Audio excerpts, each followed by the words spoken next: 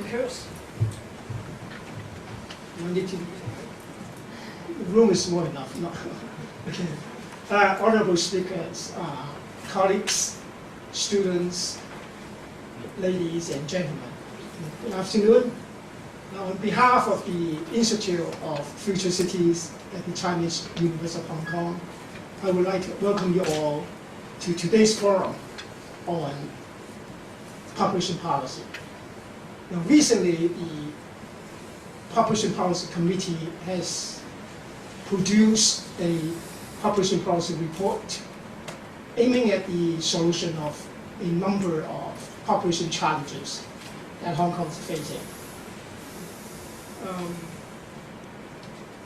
The report has identified a number of issues and has proposed ways to go about solving them. Among other things, it has highlighted the necessity of importing labor force to meet the predicted decline of our workforce. Now, with reference to this, the government has launched a public consultation exercise to collect views from the public, to allow us to make an informative and educated decision. It is essential to have forums in which we can hear the government's idea and collect the views of the public. And this is exactly the purpose of today's forum. We would like to make use of this forum as a platform in which we can engage different stakeholders in the discussion of these important issues, particularly on the impacts of the population policy on various socio-economic sectors. And hopefully, through the discussion, we will make a sensible decision on our population policy. Okay. Today, we are indeed very honored to have a number of speakers. Okay. We have Ms. Doris Ho, Head of the Policy and Project Coordination Unit at the Chief Secretary's Office. Dr. Kenneth Tang, Council Member of the Hong Kong Institute of Planners. Mr. David O'Rear, Chief Economist of the Hong Kong Chamber of Commerce. Professor Yip Siu Fai, of the Department of Social Work and Social Administration of the University of Hong Kong. And then we have Professors Mei Kam and Yu Chong Yim. Okay. They are the Associate Directors of the Institute of Future Cities at the Chinese University of Hong Kong. Okay. Now we are running on a very tight time schedule today, so I would appreciate if our speakers can help us to observe the 15-minute limit for presentation, so that we will have more time for discussion. Okay. Now, without further ado, I would like to first invite Ms. Doris Ho to share with us the government's rationale and the government's idea of solving our population policy problems. Ms. Ho, please.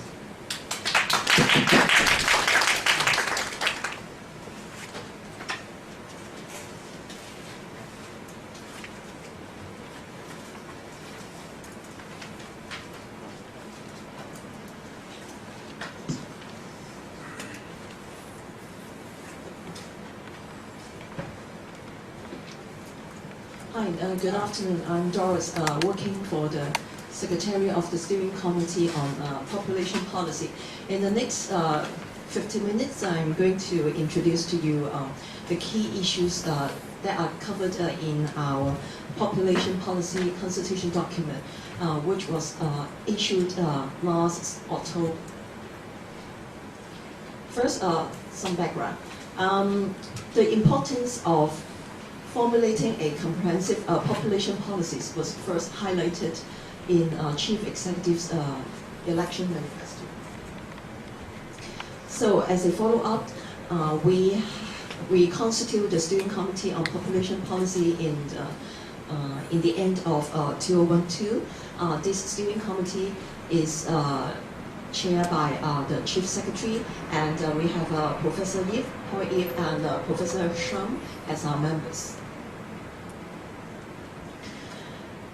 As the very first task of the steering committee, we have a review of the policy objective of our population policy. We have broadened the scope, hopefully to strike a balance between economic and social development. The revised policy objective is presented in this slide. It highlights the importance of promoting Hong Kong's economic development while not losing sight of the need to build up a socially inclusive and cohesive society.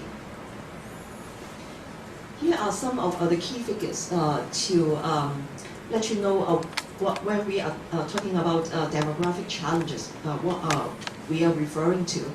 First, our aging population. Our population is aging really fast.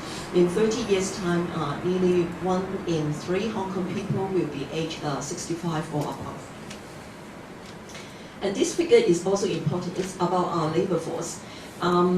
As Professor Leung has just briefly mentioned, we predict that our labor force will decline in a number of years, in 4 years' time, actually.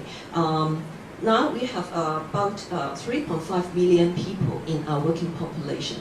This figure will grow steadily in the next few years and reach 3.71 million in 2018. That's the peak. After that, it will decline until 2035. An aging population coupled with declining labor force will increase the dependency ratio.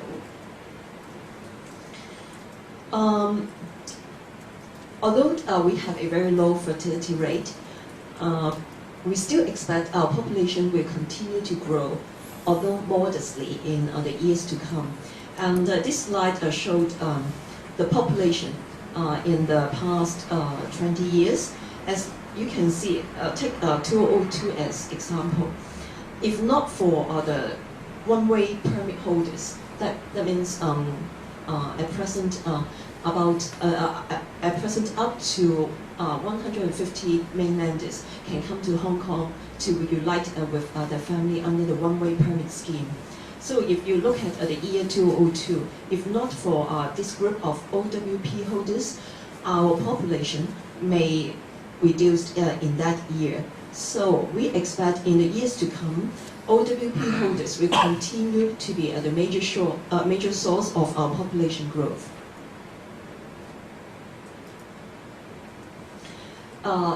Let's go over the issues in our consultation document one by one. First, quantity.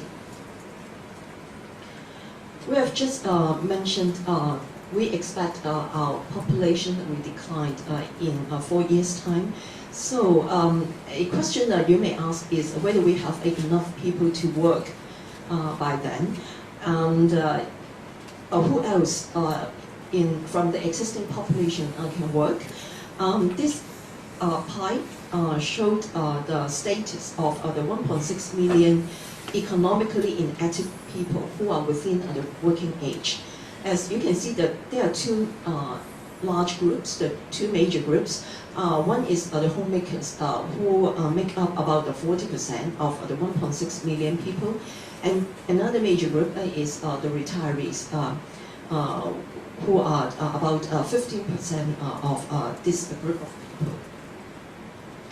This slide compares the labor force participation rate of Hong Kong women against men. As you can see, consistently across all age groups, Hong Kong men have a higher labor force participation rate than women. This phenomenon is not uncommon in other places. But when compared with other places such as Singapore, Hong Kong women have a lower labor force participation rate. Now the rate is about 50% for Hong Kong women. For Singapore, it's about 58%. So we will ask, in terms of number, there are about 0.5 million female homemakers who are aged between 30 to 59. We would like to know if there are facilitating measures that can help these homemakers to balance family and work. With some of these 0.5 million homemakers would like to enter the workforce to provide a relief to the current manpower shortage.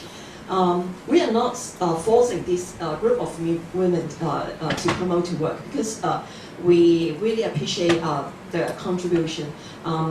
They work, they stay in the family as homemakers, making an equally important contributions to society as those working women. But we are talking about choices. If there are support services such as better and more affordable childcare services, if there are more part-time jobs in the job market, but some of them would like to come out to work, that's the question we would like to ask. This slide is about the labor force participation rate of our mature workers. By mature workers, we refer to those who are aged 50 to 59 and 60 to 64. We compare Hong Kong situations with those in Japan, Singapore, South Korea, and Taiwan. As you can see, in terms of lower labor force participation rate, Hong Kong is lower as compared with Japan, Singapore, and South Korea. So this is the issue of retirement age.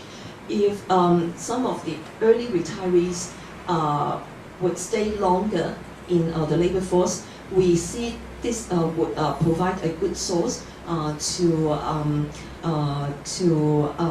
solve the manpower shortage Hong Kong is currently facing. But how can we do that without affecting the upward mobility of our young people? There are other groups of people whom we think can, through working in the job market, better integrate into the community. These are the new arrivals, persons with disabilities, and the ethnic minorities. But we know they need some kind of support services, such as childcare, retraining services, job matching services, to help them to find jobs and settle in their jobs. After quantity, we will look at the quality.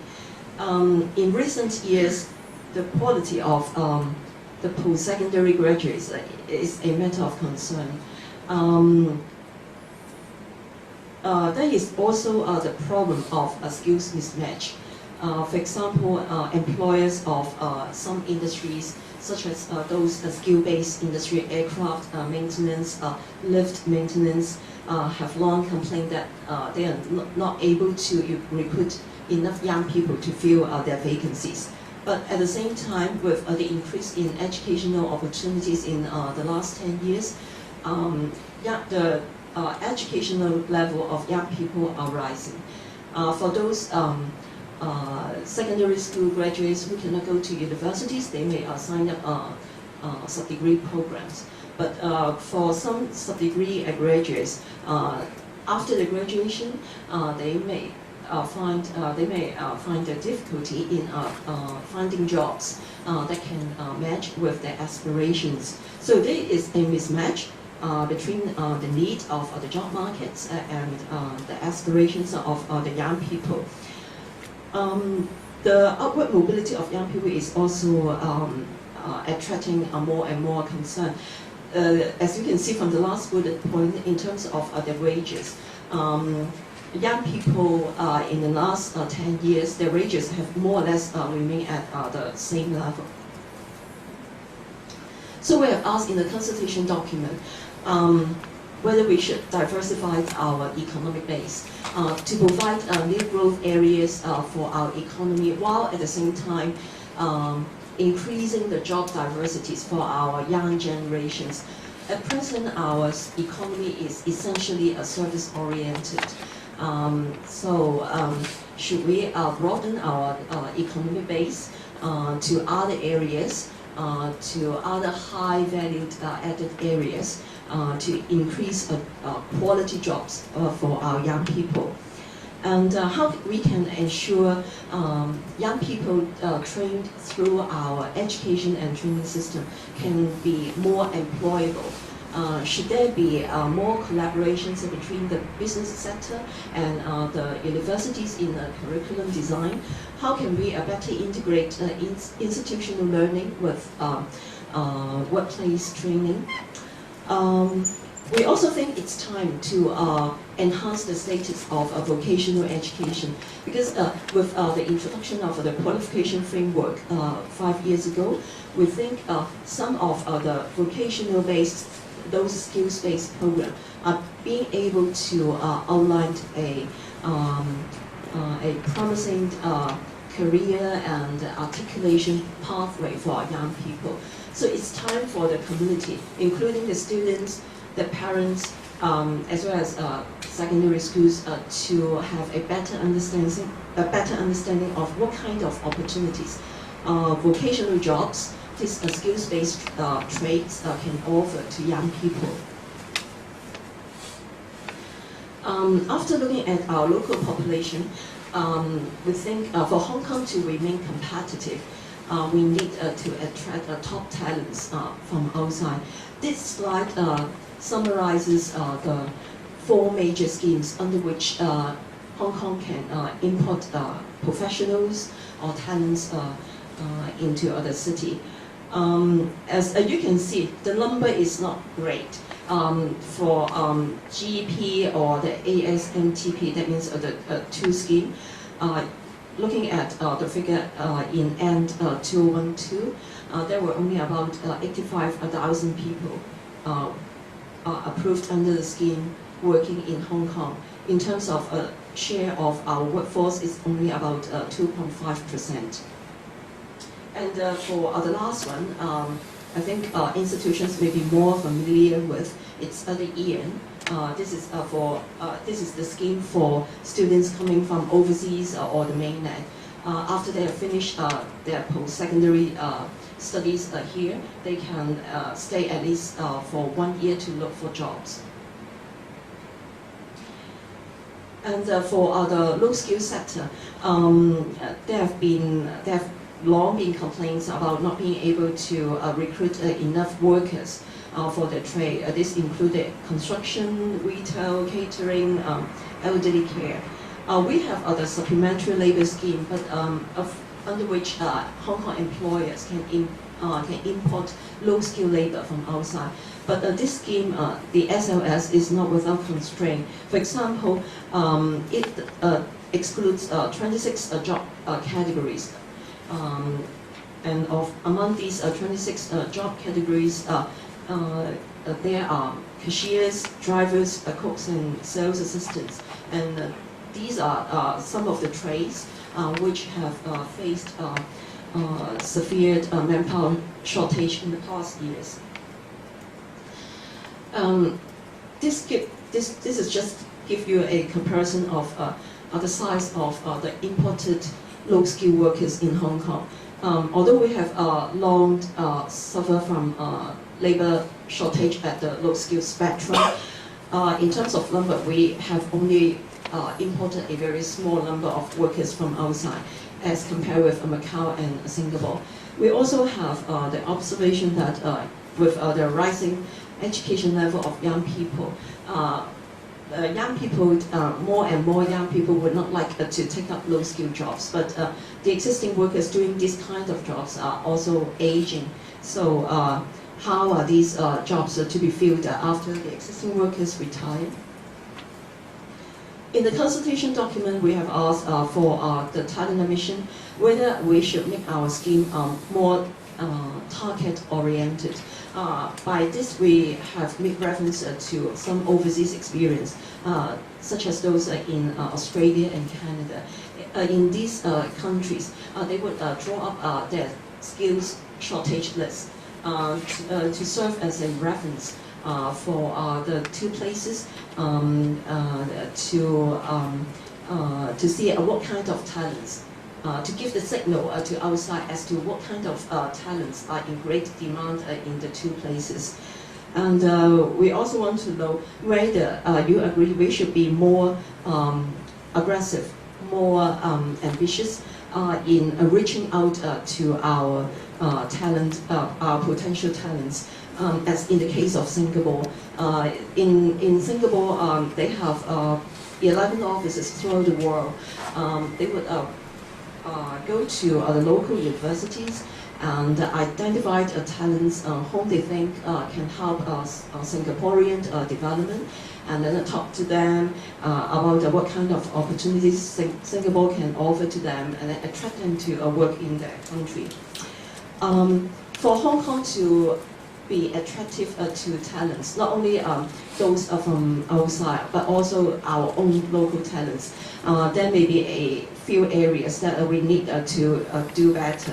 For example, the housing, for example, the environment, the air quality, and for foreign talents, the supply of school places in international schools is also very important. For importation of low-skilled labor, what we are suggesting is not to revamp the existing system. What we want to do is to build on the existing system to see what kind of measures we need to put in place to make the existing more effective, while without affecting the interests of local workers. Now we come to family formation. Hong Kong is known for its low fertility rate, but it's interesting to note that in the last 3 years, our fertility rate has some improvement, as you can see from this chart. Despite the improvement, our fertility rate is still the lowest among other economies. We have a look at a local research, a local survey, as to why young people nowadays do not want to have children or more babies. The two frequently quoted reasons are too much responsibility and heavy financial burden.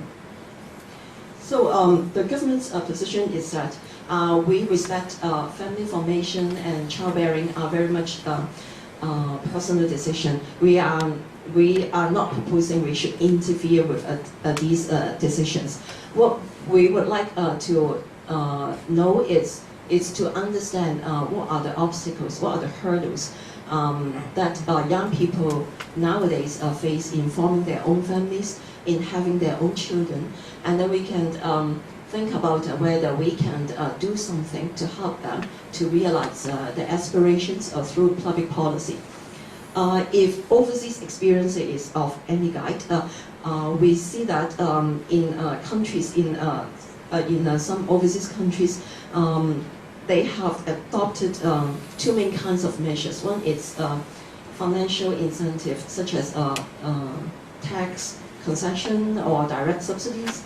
Another is another is services. For example, childcare services, longer maternity leave, more family-friendly workplace practices such as flexible working hours, job sharing, part-time jobs. Lastly, we come to the topic of aging society. We note that the new generations of the elderly are better educated, they are fitter and more financially independent. So we think although aging may bring challenges to our community, it will at the same time bring about opportunities. So we have asked in the consultation document how we can increase the age friendliness of our community to enable our elderly can have a happy retirement life in the community. On the issue of a silver hair market, what would be the role of the government? What kind of services or products that would be needed by the next generations of the elderly? And for those who wanted to retire on the mainland, what kind of facilitating measures that are needed to be put in place? So that's a general introduction of our consultation document. Our consultations will end this Sunday. Yeah. Feel free if you have any views, please let us know before then. Thank you.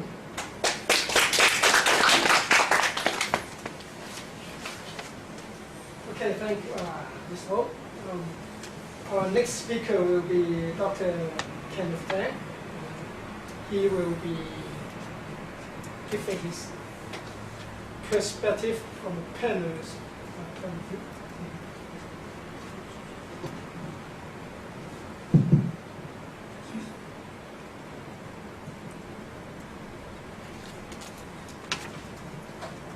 Professor Leung, ladies and gentlemen, good afternoon.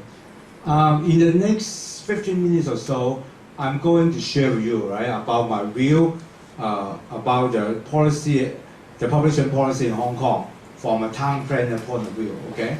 And first of all, I think for planners, we always look at objectives, right? So as far as I can see from the consultation document, correct me if I'm wrong, Doris, right? There are three objectives, right? Major objectives. I found that these three objectives are closely related to the objective time well, right, with the objective of town planning, right? Town planning, our objective is to promote economic growth, and also we also want people to have a quality life, right? So I think it matches well, right? So the second thing is I would like to discuss with you about the major issues, right, identified in the consultation document. I don't want to go into detail about this. The course about this you know very well because Doris has already mentioned about this. The first one is aging population. The second one is no fertility rate. The third is the declining workforce, and the third is the skill mismatch of the workforce. Now, first of all, I want to talk about the low fertility rate. Now, low fertility rate is the problem we are now facing. The point is, how can we address this issue, right? According to the consultation document, it suggests that we have to create a supportive environment to boost the birth rate, okay? But how to do it, right? This is just what has been mentioned, but how to do it? Now, I think there are two possible ways, right? The first one is to provide adequate financial support to the young couples, right? So that to make them more willing to give birth to babies, right? But according to the measures and practices which have already been implemented in other countries, like Singapore, I learned it from Doris last week, right? It was not that successful. In fact, they tried to, offer a lot of incentive to the young couples. The situation remains, okay? So I think from the planner's point of view, I think the second course should be more important than the first one. Is to produce or to create a quality environment for people to form and raise family. This is important. I can share with you my personal experience, right? In fact, when I work, I had a lot of young, young colleagues, right? They always, most of them, they don't give birth to babies, right? I just want to know why. Because they have very high income. They live in a very large house. It's very strange, right? So I asked them, are you worrying about the burden? No, because they're so well off, they don't have to worry about this. What they're worrying is that maybe they are too pessimistic, right? The reason most of them tell me is, I don't think Hong Kong can create a good environment to rear my child. And also, it may not be, in Hong Kong, I don't think Hong Kong is favorable and has a favorable environment for growth of the young generation. I can say these colleagues, right, or my friends, they are too pessimistic, right? But how can we change their mind? In fact, we can do more, right, on this. I can say most of the people, they don't want to give birth to babies because they are rather pessimistic about the quality of environment, right? I think I would address, maybe we can discuss about this later on. And the other thing, I would like to discuss you about aged population, right? Now, for aged population, for the elderly, they are facing several major problems. The first one is income. I don't know why. Most old people, they are poor, right? They don't have much money, right? Maybe in the previous generation, there is no good pension scheme or retirement scheme, right? So most of them, they have to rely on their kids, right, to support their life after retirement. So most of them are poor. But now I think in Hong Kong, I think what we can do is provide more financial subsidies. I think the government has already done a lot on this aspect, right? And the second one is health. Health is very important, right? Because I think nowadays, I think it's good to learn that the government is reviewing the medical insurance scheme, right? This is very important. A lot of old people, they're really afraid, right? Maybe once they get sick, they don't have sufficient money to handle their health. So I think this is important, right? And the other thing is about housing. This has something to do with town planning. Now I think I don't know why. Based on the research by NGO, they found that most of the age they are poorly accommodated, right? Now I think in Hong Kong the reason is very simple, right? In Hong Kong, because we don't have sufficient land, we don't have sufficient resources, of course, right? Not to mention the age, right? Even the young people, most of them they live in flats of 400 square feet, right? So how can we expect the age, right, can have a very spacious environment to live, right? So I think the government should think of how to tackle this issue if we want the age to have a better quality of life. The first thing is maybe we need to, now there are two possible alternatives for the age, right? The first one is maybe most old people in Hong Kong, I don't know why, even my parents, they prefer to stay at home, no matter how sick they are, right? So I think it is important that we have to try to formulate some measures or policies to help those families who have aged at home, right? This is important, right? I don't know how to do it. Maybe Professor, you can give us some clues, right? How this can be tackled, right? Another one is the RCHE. RCHE, I think in Hong Kong, I can say, right, for the public operated RCHE is quite good. I can say, even those run by NGO like Donghua, right? The quality is quite good, right? But if you have the opportunity to visit those RHE operated by private organization, you'll find that, especially those who just charge you maybe just $4,000 to $5,000 a month, the condition is extremely poor, I can say. They are, you would, once you enter into the RCHE, you want to come out because it's so smelly, right? I can tell you. So I think the government should think of some way to tackle this issue. And the mobility, I would like to say, now, in the planning process before, right, the governments may have not put much focus on the mobility of the age, but I can say this is important. I would like to share with you one of my experience when I work in the district planning office in one of the new towns.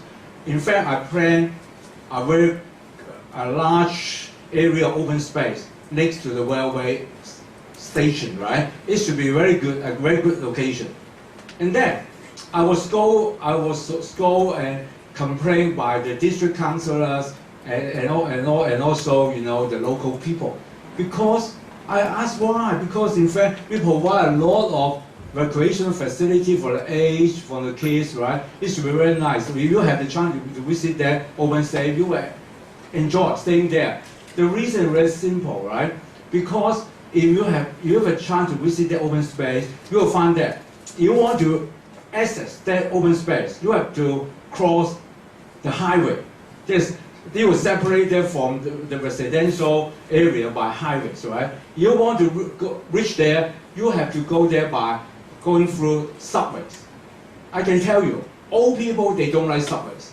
The reason is very simple. When you get old, you will know it. It's not that easy to go downstairs and go upstairs again. And also, it's not secure, right? So I think in the future, I think we have to think more about this, right? Especially the the elderly, right? I think we have to plan for the mobility of the age, right? This is important. And also the facilities.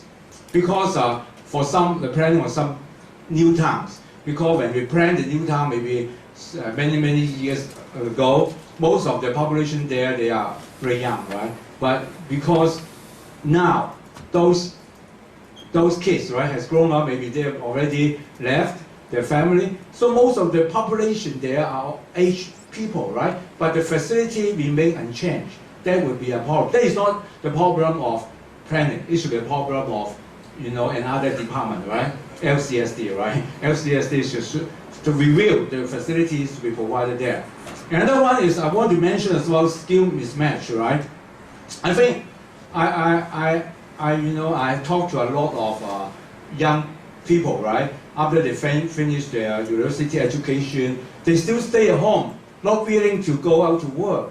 The main reason is because they said no job can suit their skill set. This is very important. So I think Doris was right. I fully support your suggestion. We have to diversify our economic base, right? Now in Hong Kong, it appears that all the people are working in two sectors, right? One is the financial sector, and the other one is the service sector. But some young people, I know a lot of them, they are very good in IT. They are very good in creative job, in innovative job. But all the jobs available cannot suit their skill set. So I think it's about time for the government to do more study, right? To find out how we should restructure our economic base, how we should restructure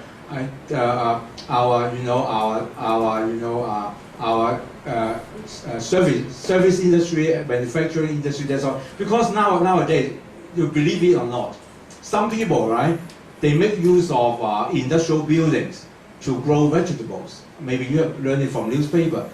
Some even they try to rear fish in the industrial buildings. All these are called innovative industries. Some are creative industries. So I think it's time to think how we can diversify the economic base so that the jobs can suit the skill set of our young generation. The next one is about the training provided by universities. I think it's about time, right, to review the curriculum and the pedagogies, right? I think, I don't know why, I talked to some graduates from university, they always told me, right, what they learn in universities cannot be used, right, when they come to work. I don't know why, right? So I think this is about time, right, to think about this, right? This is important, right?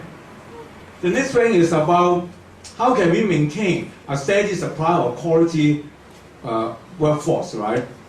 Now, some people say, okay, we can extend the retirement age, we can, encourage people working at home, just for example, the working mothers, and so also some working mothers, they work as part-time in some organizations. But I can tell this government should do more. The reason is very simple. Right? For example, for extending the retirement age, right, it will create a lot of conflicts, right?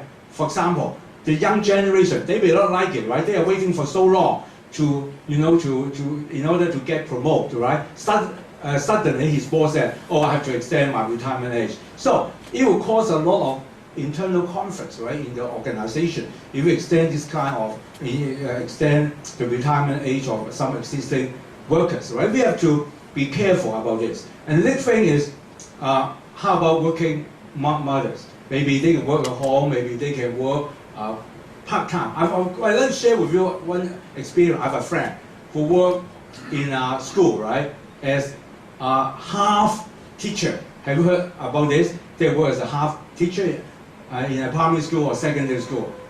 She complained a lot because, in fact, in theory, he just works half-time. But for the job, she has to carry out.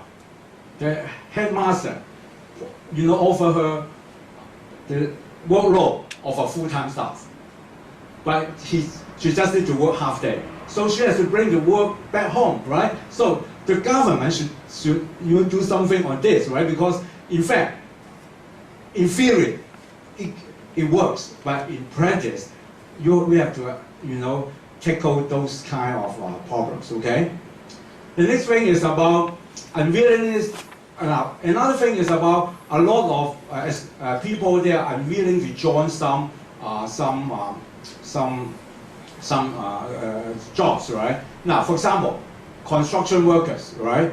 Construction workers, although the pay is very high, but a lot of people are unwilling to join to work as a construction worker. Sometimes once they leave, they will not rejoin again. And also those who are working as construction worker, they don't want to stay long. What's the problem? The problem is, I think that we should have a long-term labor force planning.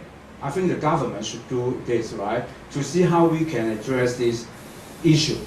And another problem is about the incentive to the workers. I've talked to some young people why they don't want to join, because in fact they have just finished high school. They don't have much skill, right? And they are so strong, right? In fact, they can earn a lot if they work as a construction worker. But they are still not willing to do that. The reason is very simple. They said because the income, it appears to be quite attractive, and in reality, this is not the case. Because in the construction industry, you will know that there are contractors, subcontractors, subcontractors. So in fact, the worker, the actual amount of money received by the worker is not that much, right? And also, they cannot see they have a good future, right? Because they think that, okay, I can resolve my financial problem maybe just for a few months. How about next year? I don't know. And the last point is very important. It's about import of labor from other places. This is important. For the long term, I don't think it's good to import external workers. We have to plan. We must plan our labor force, right? But in the short term, I can tell you, because I attend. Have you heard about long-term housing strategy? In fact, I attend a long-term housing strategy forum 2 months ago, right? In the forum, some professionals, some architects, and some engineers, they challenge the Secretary of Housing, Mr. Stephen Jer, Professor Stephen Jer, because they query him, how can you guarantee you can produce 47,000 flats per year? In fact, even you have the land, okay, I assume you can resolve all the land issue, right? But the point is, in Hong Kong, we have limited labor force, right? We don't have sufficient labor force, right? That means you have the land, but you don't have sufficient workers to implement the projects.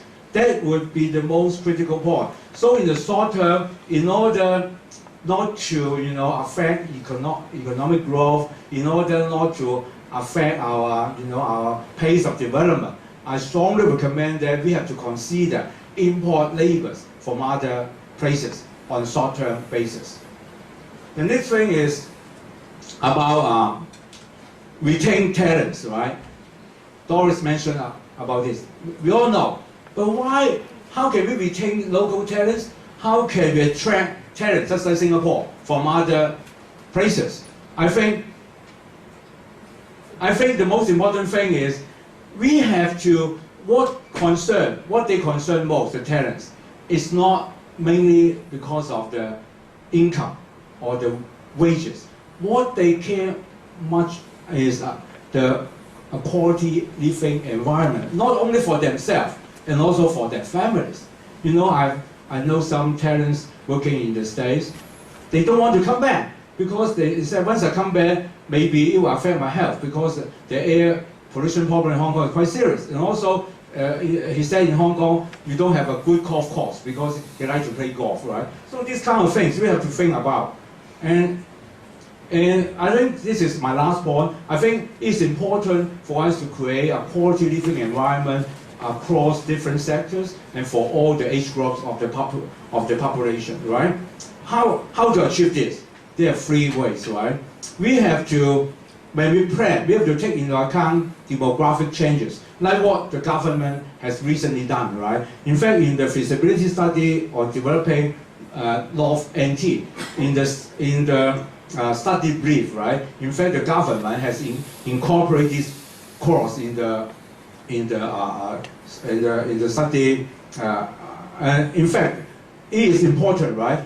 For previous study, maybe we have omitted this important point. We take into account the demographic changes. The second point is we must have a fast response monitoring system. Once there are some changes or some unforeseeable circumstances arise, we must be able to respond fast enough, right, to cope with the situation. The last point, right?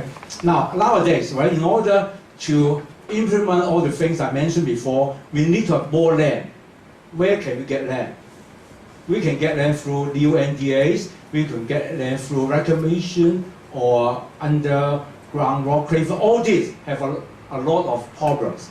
But we must act fast, right? If we keep on arguing, quarreling, then it would be too late. The population policy can, I think it's very difficult for the policy to achieve its purpose, okay, its objective.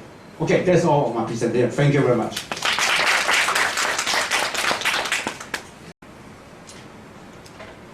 Thank you, Dr. Tang. Now I would like to invite Mr. O'Rear to give us the perspective from the private sector. Okay. Well, just in case you get too excited, I usually give you 3 minutes. Not just for you, for the subsequent speakers, you know, if the time is coming up. So, okay. Thank you very much. It's a pleasure to be here, and I'm happy to see that we are in agreement on most of these points. That's fine, thanks. Policy is a matter of choices, and I think, as Mrs. Hose has shown, the government knows what the choices are. It's just a matter of deciding which ones we're going to take. It makes me very sad to think that we're growing vegetables in warehouses rather than putting people in there. People are living in cages, and we're growing vegetables in warehouses? That's wrong. That's just flat out wrong. Population policy is a very broad subject, and it ties together many different aspects of public policy. I'm going to focus on a couple of them that are related to education and the labor force. On education, the quality and employability of our workforce is one of the most direct functions of the education system. We put $220 billion into education in the last 3 years. That's 18% of all of our public spending. And it's more than we spent on social welfare and housing put together. The investment is not a very good one. We're not getting what we need. And that's a worry. And particularly those who don't go on to university. They're unsuited for the job market here. Think about Lower Manhattan. If you had to have every single job in Lower Manhattan filled by somebody who grew up there, forget it, it's impossible. It's a crazy notion to try and limit your entire working population to those people who are local to that particular part of a small island. So you need to think in terms of not Hong Kong versus Singapore, although that's very useful. And by the way, their population has been soaring, absolutely leaping and growing hugely. And yet they had a failure in their effort to promote Chinese babies. The reason is they imported labor. We have families here that are struggling to make ends meet, yet they will avoid free education and pay good money for ESF or international schools. That's wrong. We shouldn't be doing that. A world-class city has to have a high-quality English language-based education system, or at least an alternative for those who wish it. On the training side, we fully support the notion of apprenticeships. We think that there's a very strong benefit for both business and the community at large, and that because there are cross benefits, there should be cross payment, which means that government and business would subsidize apprentice programs. Vocational training and retraining are also necessary for equipping the workers who are already in the workforce. Our economy changes very, very fast, and we've reinvented ourselves over and over and over. And it takes about 15 years. We're just a completely different kind of economy. 15 years ago, we were still about 10 or 15% manufacturing, and now it's just gone. So we're always going to have a skills mismatch, and particularly for those who don't pursue higher education or a very, very highly skilled technical expertise. As it becomes more service-oriented economy, then we need to be more customer-focused, which means you want more mature workers. A teenager in a shop may be fine, but when that shop is selling a $10,000 bag, you want somebody who's a little more mature, a little more polished, a little more able to talk with the customer and make the sale. And by the way, if you don't make the sale by the end of the work week, keep working. Don't put a limit of standard working hours, because working on commission in a retail shop, that would kill your income. Retaining older workers can be facilitated in a number of different ways. I'm not worried about older workers blocking the promotion path of younger workers, because from an employer's perspective, I want a good worker. I don't care if he's young. So if you're not good enough to get promoted, stay put. Maybe you'll get better. I don't worry about younger people not having promotion opportunities, and I think the civil service needs to learn about this. The civil service is aging very rapidly, and they're going to be losing their best people when those who joined after 2000 realize that the MPF is not that great, and there's no pension to keep them in the civil service, so then they'll begin to look for opportunities elsewhere. The era of compulsory retirement at 55 or 60 or even 65, that should be long over. In the United States, where I come from, the 65 retirement program was put in place when people died at 63. The average lifespan was 63, and the retirement age was 65. It hasn't changed. And in Hong Kong, people live to 80 or more. So the idea of being forced to retire at 60, but you can't collect your MPF until you're 65, that's weird. That's really, really strange. And particularly, again, I'm sorry, but civil service, if your employer has the right to say, no, I'm not going to let you work for a couple of years after you leave the job, it's too sensitive. I can't collect my MPF, I can't work, what am I supposed to do? So we should just put away this notion of compulsory retirement. And again, I think government should take the lead on it. There's a lot of incentives that can be used and can be very useful in dealing with some of these issues. Flexible working times, these have all been discussed already. I think I won't repeat them, but I do endorse them. The flexible working time, sharing jobs, and so forth. There are some prohibitive things that need to be considered. For example, older workers, their companies may be charged a prohibitive premium for employee compensation insurance, and that needs to be looked at. If you suddenly, when you hit the age of 60, the insurance premium goes shooting up, your employer may say that's too much, so we should look at that. And then there's licensing for some jobs is limited by age, such as security guards. I don't know why a 60-year-old man can't sit here and look at a monitor and go, oh, that shouldn't be happening. Call some help. There's no 60-year-old limit to that sort of work. We need to encourage a lot more women to get into the labor force. This is a big issue. We have embarrassingly the lowest women's participation rate in the labor force in Greater China, less than 50%. It's primarily among women in the 30 to 50 range, and in fact, in the 20 to 25 age group, there are more women employed as a percentage of the population than there are men. The earlier numbers were about labor force, but actual employment is higher. Then it drops off dramatically, and a big part of that is child care, care for the elderly, and so we need to look at those issues and how we can deal with them. It also, of course, puts a big limit on earnings for your entire lifetime if you take 10 or more years out of your career. The right policies aimed at providing assistance that families need should be a core part of our population policy. Talent shortage, this is not unique. Everybody has a talent shortage around us. We need to think about migrant workers, think about workers who will come here for a few years and move on, and then come back for a few years, bringing us the experience that they gained from somewhere else. We need to think about the barriers to professional people coming to Hong Kong. The most obvious one is doctors. We're perfectly willing to accept drugs that are approved in Japan, Britain, America, Australia, Canada, New Zealand, but not the doctors. We'll trust the drugs, but not the doctors. That's strange. We also won't trust that the packaging on the cereal says low sodium, but we'll trust the drugs. It should be the other way around. Elderly care, for example, if we're going to have an aging society and everybody knows it, we need to have somebody take care of these people. And frankly, Hong Kong people don't want to do it, so we hire other people to do it.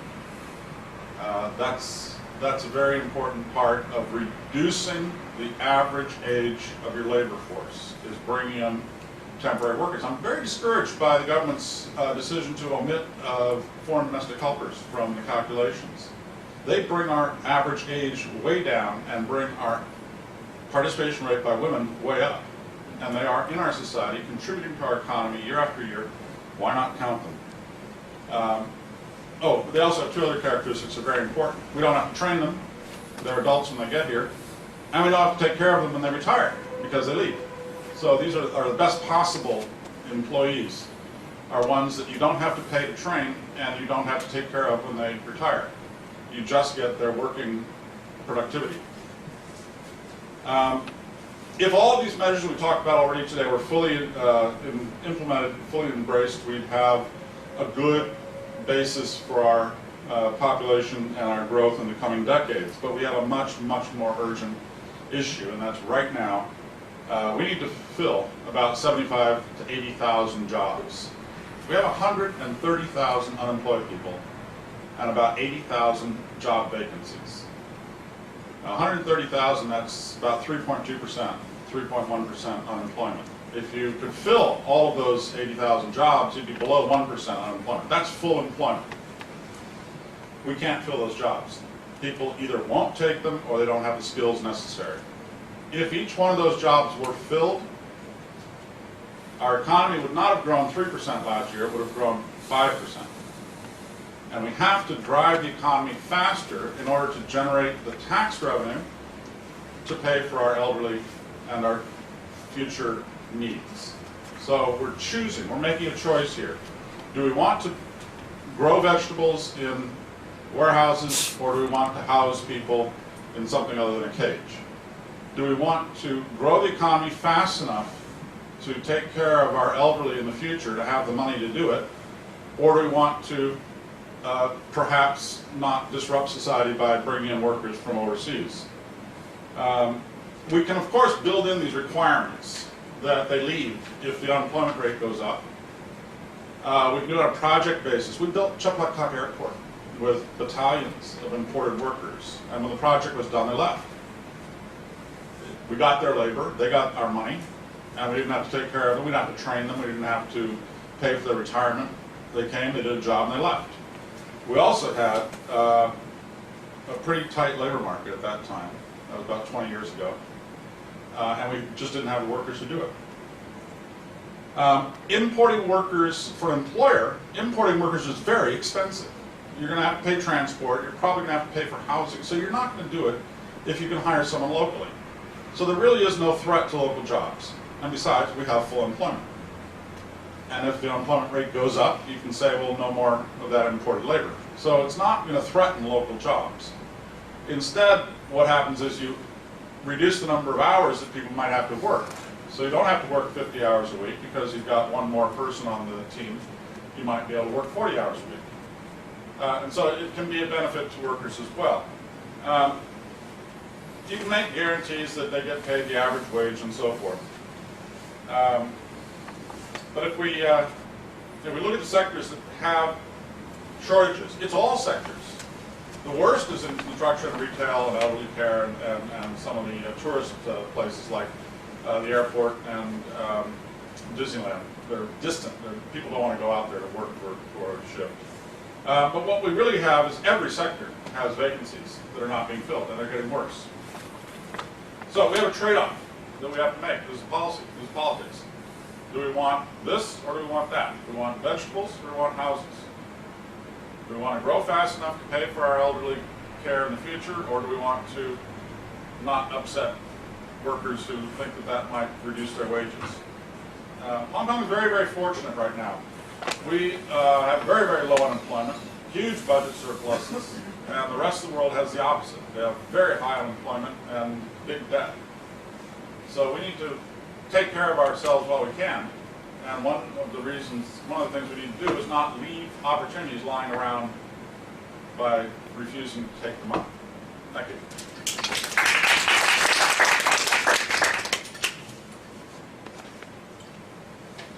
Thank you, Mr. O'Reilly from the private sector.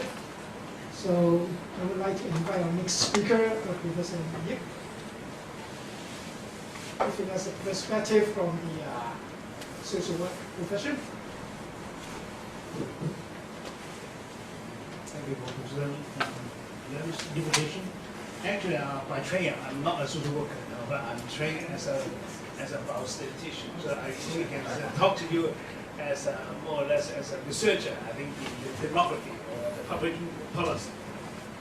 Okay, so that is the consultative document, as we say, Professor Sam and I also serve as a non-official members of the steering committee.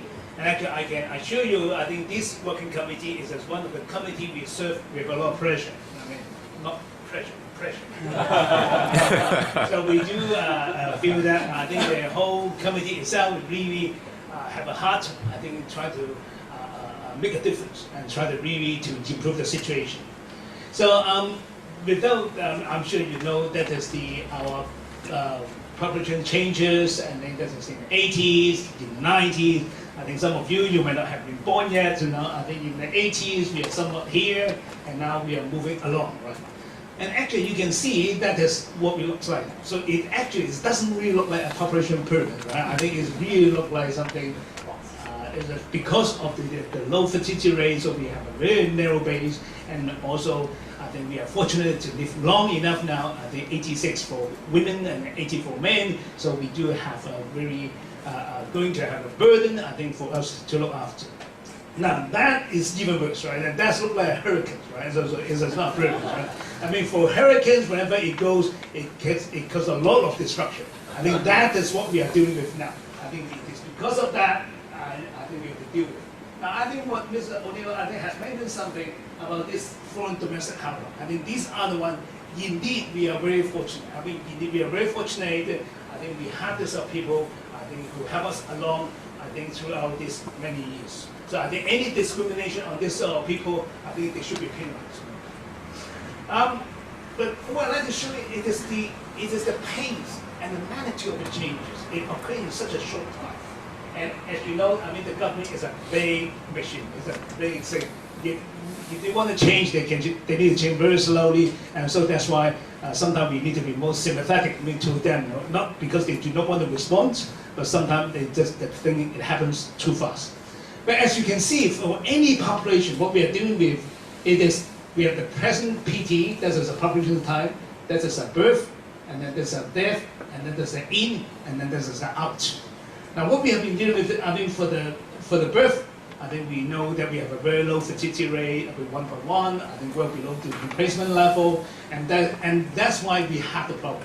Now, I think yesterday, I think the Bohini Foundation that mentioned about the type 2 babies, right? The type 2 baby is a baby born by the non-Hong Kong parents, and actually there are about 180,000 of them. And these actually, I think, could be one of the possibilities, I think, to help us, I think, to slow down our aging process. Now, if you know how to calculate the TFR, called the total fertility rate, actually, with this 30,000 baby, putting up for the whole total number of births, our TFR will bounce back to about 1.4 only. But it's still well below, I think, in Germany or in Sweden, I think it's 1.8 or 1.9. So without them, I think we have only 1.1. But I think with them, it's only 1.4.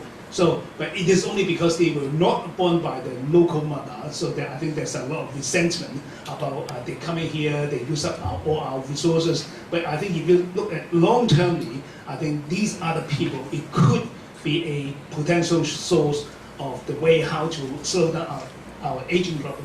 Now, for the death, I think you know that I think we have about 50,000 of death now, close to 50,000 of death each year. But without the migration, actually the number of birth, the number of death will outnumber of the number of birth in 2004.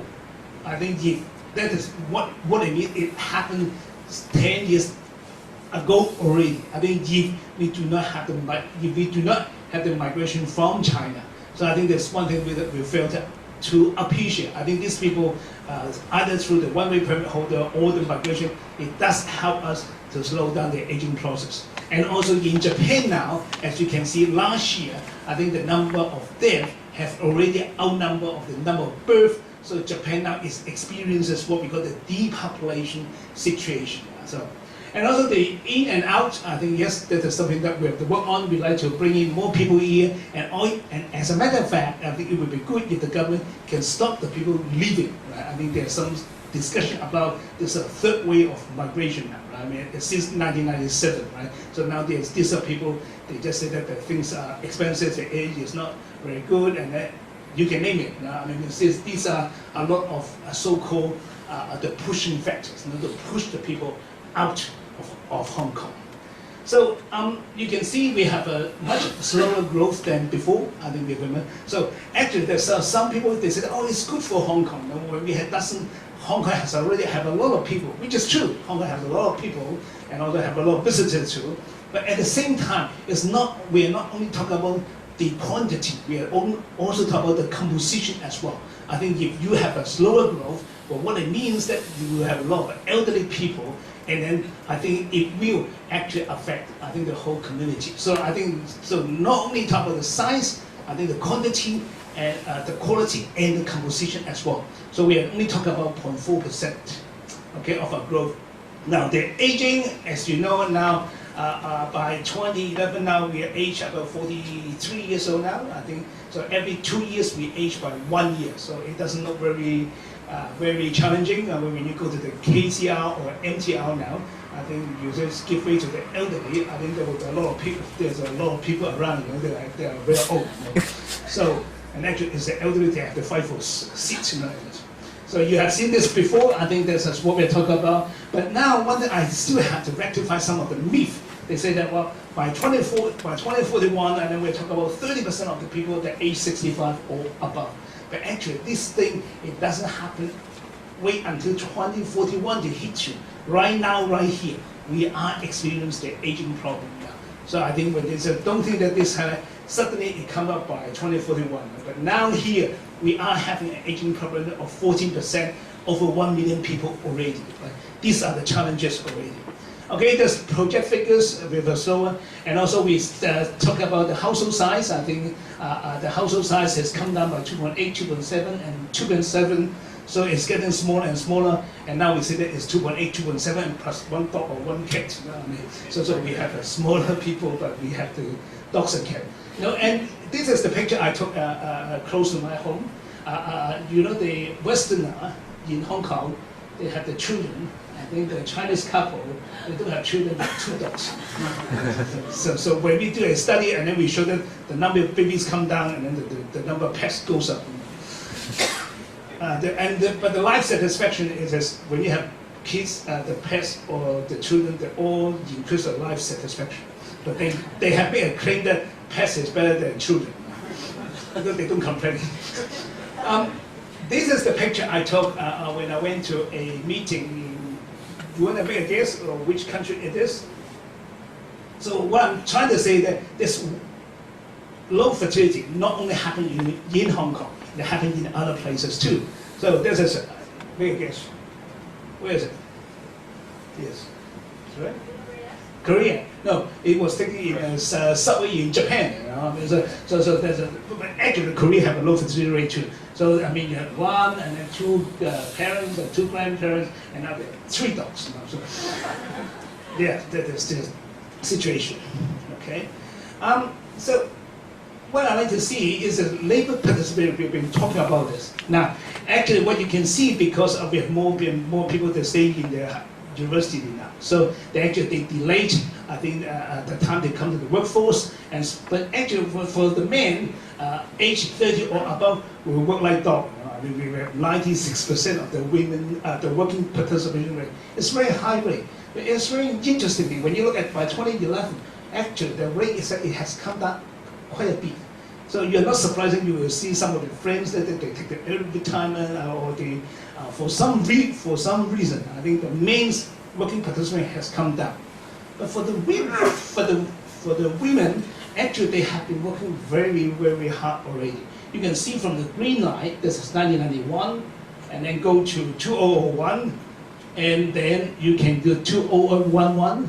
And so actually they are really contributing, I think, to the workforce. But now I think Doris has put it very politically correct. It says that we want to give them choices. No, we are not trying to force the women to go to work. We would like to give them choices. If they like to go to work, and also with good support, I mean, instead of a very long working hours, give them fractional appointment, and actually, hopefully, I think this group of people, they will have to offset, I think, some of the shortage. And when somebody say that why in France, why the TFR, the total fertility rate is about 1.8, but the women working participation rate is 70%, but in Hong Kong it's only 50%. But it is actually because in that society, they believe this gender equality, they give a lot of options, the support, I think, for the women to go to work and give them choices, and also have this sort of infrastructure to do so. But now, I think in Hong Kong, when you ask the women, not because they do not want to work, they do want to work, but if you want to work for 12 hours or so, it is too much for them because they still like to have time with the family or so. I think there's something that which the government, I think, can take the lead, I think, to deal with the situation. We look at the male changes and the female changes. Actually, what we like to see here, it is because of the expansion of the university education, and especially for females. I don't know what happened in CUHK, but in Hong Kong U, I think our first year in Yinting, 54% they are female, only 45 males. I always say we are the boys, no? I mean, in our graduate school, I mean, 70% they are females and 30% are males, no? So we don't look good, no? We are shrinking, okay? But for the female, they're expanding, you know? They are expanding. I think that's what we see here. And also you can see the service worker. So that is part of the reason why to explain why you have an increase of the workforce, because of our industry has moved to more service sectors or financial sectors, and these two sectors might be, I think the female, they will do better than us, okay? Okay, I'd like to share the article we wrote with the researcher from Oxford University. They talk about the women. I mean, they still come to work, but they still have to do a lot of work, right? The household chore, so which is totally unfair. And you better to educate this guy, you know, to be more family friendly. Okay. The other thing in Hong Kong, which is very unfortunate, is about our median income. I think when you see the 1981 and then to 2001, for that past decade, our salary has gone up by nearly 100%. But from 2001 to 2011, actually our salary has only gone up by 10%. So if you look at these figures, then you know why in the past decade or so, why the Hong Kong people, they're getting so frustrated. Because you can see the GDP is keep on growing, right? But our actual, the benefit itself, it doesn't flow to the people. So even we get a bit frustrated too. But actually we are the fortunate group already, so we are being well paid, well looked after by the university. But as you can see, the ordinary people, they really have a hard time, right? Okay, so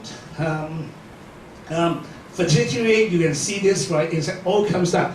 One thing I have to rebuke, I think some of the comments that the Singapore government, I think I like this. The Singapore is saying that, well, the Singapore, they do a lot, and then has not shown the effect. But the Singapore got a 1.3 and 1.3, 1.2 something, the TFR.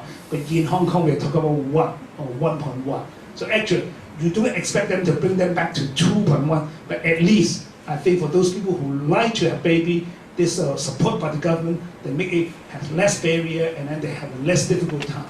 So I say, please, whenever the people say that the Singapore experience is not successful, it's not quite true. They do have a a higher TFR than Hong Kong. Okay, so and you can see this is the proportion of the married women. I think now you can see and more people. I think 69% by that time you get married already, but 2011 it's only 27%. No. So that is a challenge. So actually, when you say about the fertility rate, there are 4 major causes: the marriage postponement, increase of the spinsterhood, and then the low order live birth, and also curtailment of the high order live birth. These all are the important factors to explain or to contribute to a low birth rate in Hong Kong. Now, we like to say that it's coming down like this. You know, it's 1981 and then 86, 91. So what we like to see, it's not a temporal effect, it's a quantum. It's a quantum. If you do demography, you know what do I mean, right? And it's also the speed and the magnitude. It comes so fast and so quick, and then so I like to see that that's not temporal, quantum, right? And also, but now we have bit of pick up by the birth from the old age group. This from 30 to 35. So now you can see there's a lot of pregnant ladies now, but they are not young, but they are older. But this is a catch-up. However, although the government is trying to say this, now, oh, it's good that, but these only contribute to 3,000 births, you know. But the major birth or the major age group who contribute the most birth is this age group. So we should work on that rather to depend on this group of people. Okay, although the rate is as high because the people at that risk group is small, so the effect itself it doesn't save you, right? So don't count on that. Count on this, okay, or count on you. Right? This graph you showed this before. I think USA is right here, and then we are right here. So there must be some subtle differences. Why in the US, in the Western country, they do enjoy to have that, and why we have this? You know? So I think there must be something there. You know? So there's something, is a mindset change, the environment, and all this sort of thing. They are important. Okay, we like to show this graph. A lot of people they are complaining there are not enough never married women in Hong Kong, right? Which is not true. When you compare with the same age group, looking at 2011, there's 10,000 in surplus, 90,000 in surplus, 12,000 down. What I mean is the number of the never married men subtract by the number of never female. So it's all positive. But the only problem is the women in Hong Kong or in other places, they always marriage up. They don't marriage down. You know what I mean? So the female always like to marry someone older, or actually it's the men like to marry someone younger. You know? One way or the other. If you take the 3 years differences in the age, then you can see these are the discrepancies. So we have at least 60,000 never married women in surplus. I shouldn't say in surplus. I say something like that. So it is the differences. So you will have to, and plus every year, you know what happened? We have the cross-border marriage. We are losing 20,000 marriageable men. You know, some men they're not marriageable. And then we have 6,000 cross-border marriage between the Hong Kong women and mainland men, but there are 20,000 is Hong Kong men and mainland women. So every year we are losing our blood, and plus we have so many wonderful students from mainland China. So our local student feels very threatened, you know, by all these competitors. You know. Anyway, the divorce rate goes up to, I mean, that is one of the problems in Hong Kong. The divorce rate goes up, and it has gone up by nearly 8 times. I think in 1981, we have only 2,000 divorce cases. By 2012, I think there are 20,000. So it's gone up, right? But the good thing in Hong Kong, one thing we like to say, they have not given up the marriage yet. What we have found out that in the 80s, I think the remarriage rate is only account for less than 10% of all registered marriage. But by 2012, it accounts for 1/3. So what it means that they divorce, but they're going back to the marriage market. They're going back to the marriage market. But because of the divorce itself, it reduces the chance to have babies. Right? The propensity to have baby will be smaller. But now, but it's get to another bigger problem when you have remarriage and okay. Life expectancy. Now, I like to show the demographic window. I can tell you when we evolved in this population policy, which is long time ago. It is we worked on this in the year 2000, when Mr. Dong was still the first chief executive. Then he asked Mr. Zhang, when he was the chief secretary, to do this population policy. But of course, he didn't do anything for the past 10 years. No? So, but then at that time when we talk about this, because they still see there is a problem, because the dependency ratio is coming down, because they did not see the need yet, because we have a substantial reduction of the younger dependency, and then the aging population, this post-50, post-60, have not gone to the retirement age yet. So they see there's a lot of saving here, right, when you look at the dependency rate. But when we have been talking about for 10 years, but by the new government coming in, then now they see the thing, but now we are at the right rock bottom. The important thing is, how do we do this?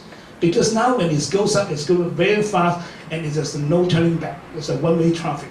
So I think they said, oh, it is too late, which is, yes, it is too late, but it's better than never. So I think at least we still have to do something, okay?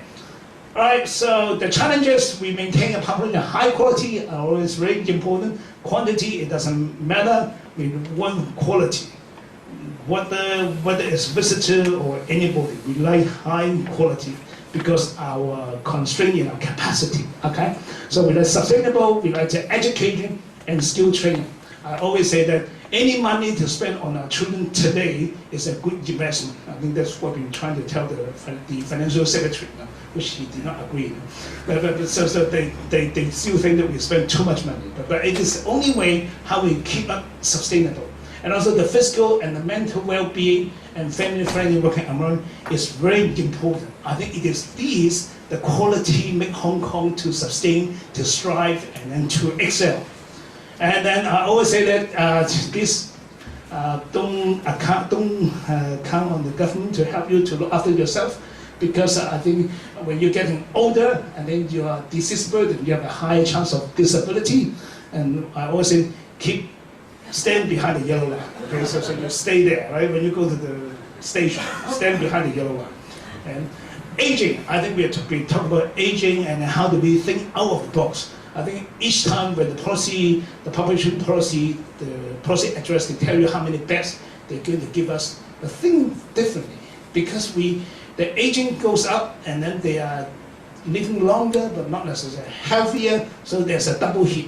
So we should think how to change the mode of the care, like how the aging in residency. When I was in Japan and I saw these people, they convert this domestic household to become the daily caring center within the district, and how to make use of the resources locally, and then to perform this simple dressing, medication for those elderly who live nearby instead of going to the hospital.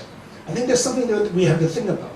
So aging in place, I think what we have been talking about, and then money for the patients, 錢跟人走, that's another things that what we have to be talking about. And then empowerment of the human capital is very important. I think in Hong Kong we have been talking about, we have too many qualifications. You might have 3 master and 2 something, and then you're still sitting here. But we are talking about the skills. The skill, we do not have enough skills. The skills are very important. I hate to see our young people, just to sell the iPhone. I would much rather than the young people, they know how to make the kimchi noodles, something good. There's a skill set that they can sell. The migration, we need migration. I think we need we also believe that I think what we can do, the development is not only talk about the growth, we also the capacity building as well. I like to show you this graph. Why is that? Because a lot of people complain about the one-way permit holder. But what we like to show in our paper in 2022, it showed that without the migration, that is our population, that what it would look like. So you can see that would even more unsustainable. So I think sometimes we just take it for granted for whatever we are having. Okay, so family friendly is not only individual choice. A lot of people say that when you like to have baby, but now it's a community response. We need to community response. I think the baby is not only belong to me, it belongs to the community as well. So I think the government should think about some measure to help them. So at the end, I'd like to show this. You know how to finish it off? What is this? 杯水車薪. That means the problem, the fire is there when you give the water, and it doesn't put out the fire, right? So it doesn't help. So we have to think out of the box. Community involvement very important, and then I also hope changes. And then we are not asking for revolution, but we do need to evolution. Okay. And then to end up the crop analogy, the politics, like the second arm, it moves very fast, but it doesn't change much. For good economic policy, it's like the minute arm, it does change, it does make a difference. But for a population policy, it's like the hourly arm. It moves very slowly. But when you wake up, and then if you don't get it right, you miss the boat, and then you miss the plane. Then you'll be left behind, you miss all the opportunity. Thank you.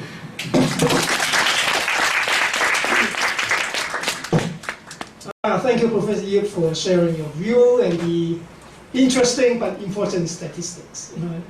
I hate to rush the speaker, but we have a time limitation. Okay. So we will have the following two speakers, our Professor Ng and Professor Yu. Okay, right. Professor Ng first, right? Okay. Now I know they have a lot to say, but we are being mean because they are our own colleagues, so they can speak not more than 10 minutes. So. Thank you, Professor Leung. Okay, 10 minutes, so not much time, so I'll start. What I'm going to talk about is perhaps a little bit different from the previous speakers. I'm not going to give you a lot of statistics and numbers, but some food for thought, basically. Well, as you can see here, I think population, according to the United Nations, is the most important factor affecting sustainable development. And I think Paul's conclusion, is so true that it's like, the hour arm of the clock. And I I think that is a very good continuation. I want to add some arguments, to substantiate that argument. And if we look at population as a very important factor for sustainable development, then population cannot be seen as just a driver of economic growth. And I think we've heard about that argument many times over this afternoon. What I want to argue is that population actually should be the targets for the pursuit of sustainable development. And how can we do it? We do it through integrated policy making. Now, if I say that, then I will get myself into trouble in a sense, because like just now, Mr. O'Reilly, he mentioned 2 times, like, are we going to put people in the warehouse, or are we going to grow vegetables? Or are we going to have more economic growth in order to have resources to take care of the elderly? And I think those are value issues. And we need to sort it out. And if we don't talk about it and we're just focusing on the figures, we could be in trouble if we really are serious about looking at population as targets of policies to promote sustainable development. Now for the facts, I think we heard a lot about the facts. And in fact, I think later on Everett will talk about all these scenarios, give you the numbers and do the projection and tell you that if you import that much labor, there will be that much more land and housing requirements. We also need to sort out values, like what I just mentioned. How are we going to look at population as human resources? Are we just economic animals? Or we're talking about, building a particular, type of population that is going to, be sustainable and also make Hong Kong a fun place. And we are not just, workers and we're just not pushing economic growth. We do that, but we do something else, like promoting social justice, environmental sustainability.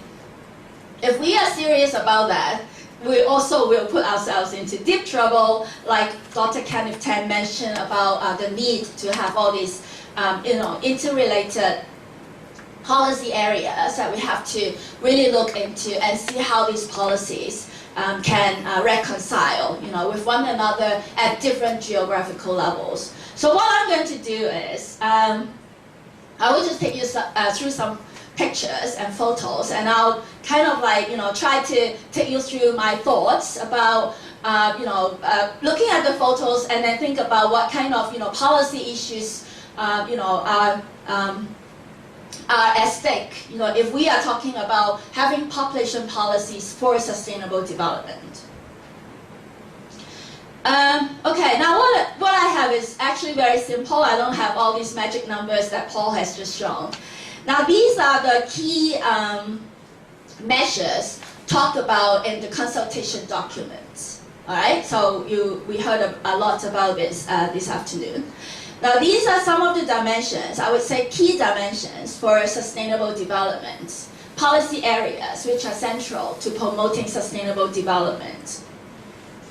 And when we look at population, I think we need to look at it in a more integrated manner. So it's not just individuals having certain skill sets or education levels or whatever. Everyone goes through life cycles. Some of us go through all these, like a full life cycle. Some people skip it. Some people are married but they don't have kids. Some have kids and then, go through this teenage period and then having their kids leaving home and then, they enter old age, live a full life, become grandparents, etc. Now I think we have to have that mentality, in mind. If we think about that, then we have to think about policies which will nourish these families, in our city. And that will include education, retirement, jobs, diversification, etc., etc. Now, if we have a family like this, well, I'm not sure that's a family, an adult, and you can tell from his living environment, it's not very desirable. Now, if we're talking about population policy, just focusing on these 5 aspects, what do they mean to this person? Well, I don't think he needs to worry about, mismatch of, skills, or attracting global talent. He probably would have no relationship about that. But if you're talking about importing low-skilled labor, that might affect his economic status. I don't know, But of course, if we are looking at population policy from a sustainable development perspective, what this person needs most is actually housing, a better environment, job security, improvement of, quality of life. Similarly, for this family, well, these 2 kids probably watching TV or whatever. Again, if we look at these suggested policies in the document, what do they mean for them? Well, education seems to be very important, but they probably are too young because these are talking about university level education. Look at this grandma or old lady, and in such a cramped condition, she probably cannot really age at home. And if that's the case, eventually she needs certain healthcare facilities. But aging here is only talking about silver hair market. It actually doesn't really talk about aging facilities. In the document, it says other units are actually taking care of other policy areas, and so the document is not focusing on it. But in a way, if we are really serious about promoting sustainable development, somehow the government needs to tackle these issues, the relationship of various policy areas somewhere, if not in this document or in this occasion, but that needs to be tackled. How about this family? I think the previous speakers talk about it. Families like this, for them, population policy is really how to retain them, right? So to them, we are not talking about how to attract global talent. I mean, this obviously very wealthy family, all right? In the document, it says the youth population actually had an unemployment rate of 9.7%. Well, I'm sure these youngsters, when they continue to study, etc., they probably will go to the best universities, in the world. They don't need to worry about unemployment. The question is that will they stay in Hong Kong? Do we have the environment to retain them? All right. Okay, university students. We talk about mismatch of skills, and I think I really feel like my students or our students, they are very talented, but somehow the education system doesn't really inspire enough passion and vision in them. And when those who have the vision and passion, they probably feel very frustrated when they get out of the city. If they want to try something new or something creative, the economic regime doesn't really allow them to do that much. If they want to have a little shop doing their own work, it's very difficult to find a place given the very high land price in Hong Kong. The document also talk about increasing labor force. I mean, look at this person who's in wheelchair. I think, well, it's very good if we can also include them to boost the quantity of labor. But we all understand that for physically challenged individuals, our city is actually a very difficult place for them to navigate. So it's really not just looking at them as workers or potential workers. Can we provide an environment which allow them to really navigate in the city, and also culturally that we really accept them as capable individuals. And I think culturally our city still need to work very hard. And look at this old lady at the back. What will happen when she grows older? So this household will have 2 persons who need to be taken care of. Okay, farming again. So yes, a lot of people in Hong Kong like to choose alternative lifestyle. All right, so there are families who really want to do that. Again, it goes back to the value issue. And farming is a kind of employment as well, all right? And it spins off other economic benefits and social benefits and environmental benefits. So it relates to the kind of economic policy that our government, would like to steer, if, any. And I think, that's a value issue that we need to further discuss. Right? So this is another picture showing that when we talk about aging, we can't just focus on the silver hair market. In Hong Kong, I think we have more urgent issues to deal with when it comes to aging, like this old lady. We are talking about retirement benefits, we are talking about family support, public finance, eventually when she gets older, it might be healthcare policy. Okay, now if we are talking about importing more workers, they are not just workers, they are human beings.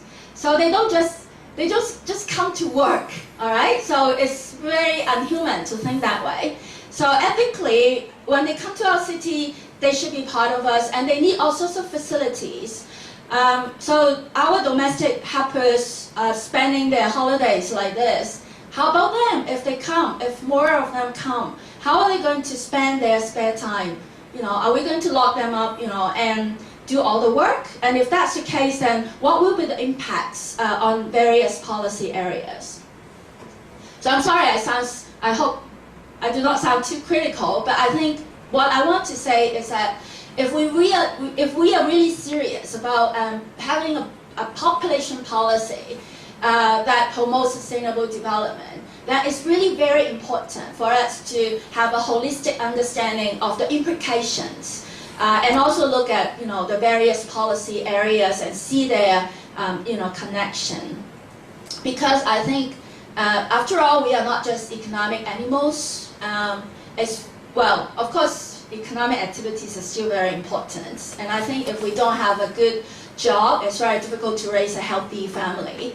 And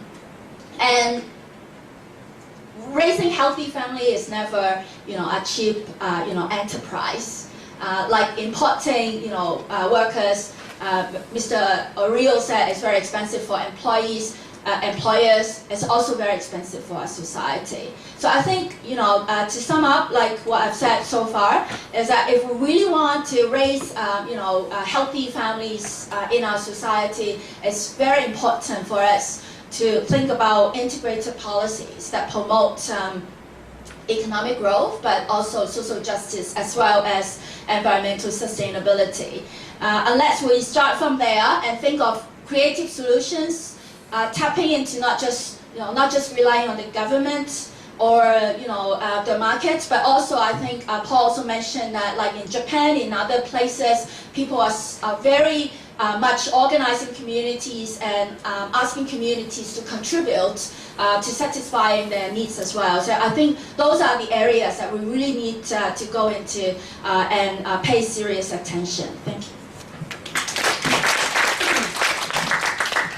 Thank you, Professor Ng. Okay, our last but not least speaker, another data cruncher with a professional view. Professor. Thanks, Coach. How many minutes do I have?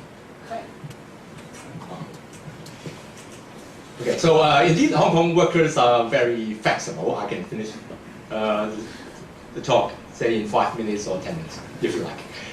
But our contention is indeed a very relevant but simple one. When you are asking people to make a choice, you have to provide the consequence, the implications, so that we can make a good choice. And more importantly, afterwards, after making the choice, say 5 years later or 10 years later, we can make an evaluation. So without telling the public what would be the consequence, what would be the implication, but force you to make a choice, very likely we would make a wrong choice. And even worse, 10 years later, we have no ground, no basis to make any evaluation and make any improvement to move forward. So that's why today my topic is very simple. What would be the implications of the proposed population policy? But because I am a housing and land researcher, so the implication will be focused more on land and housing policy issues. But before that, indeed, many speakers have mentioned about the importance of the increase of working population. No matter by importing labor, by immigrants, or by encouraging more active participation of our citizens. But the point is, by means of increasing population so as to bring economic growth cannot be sustainable.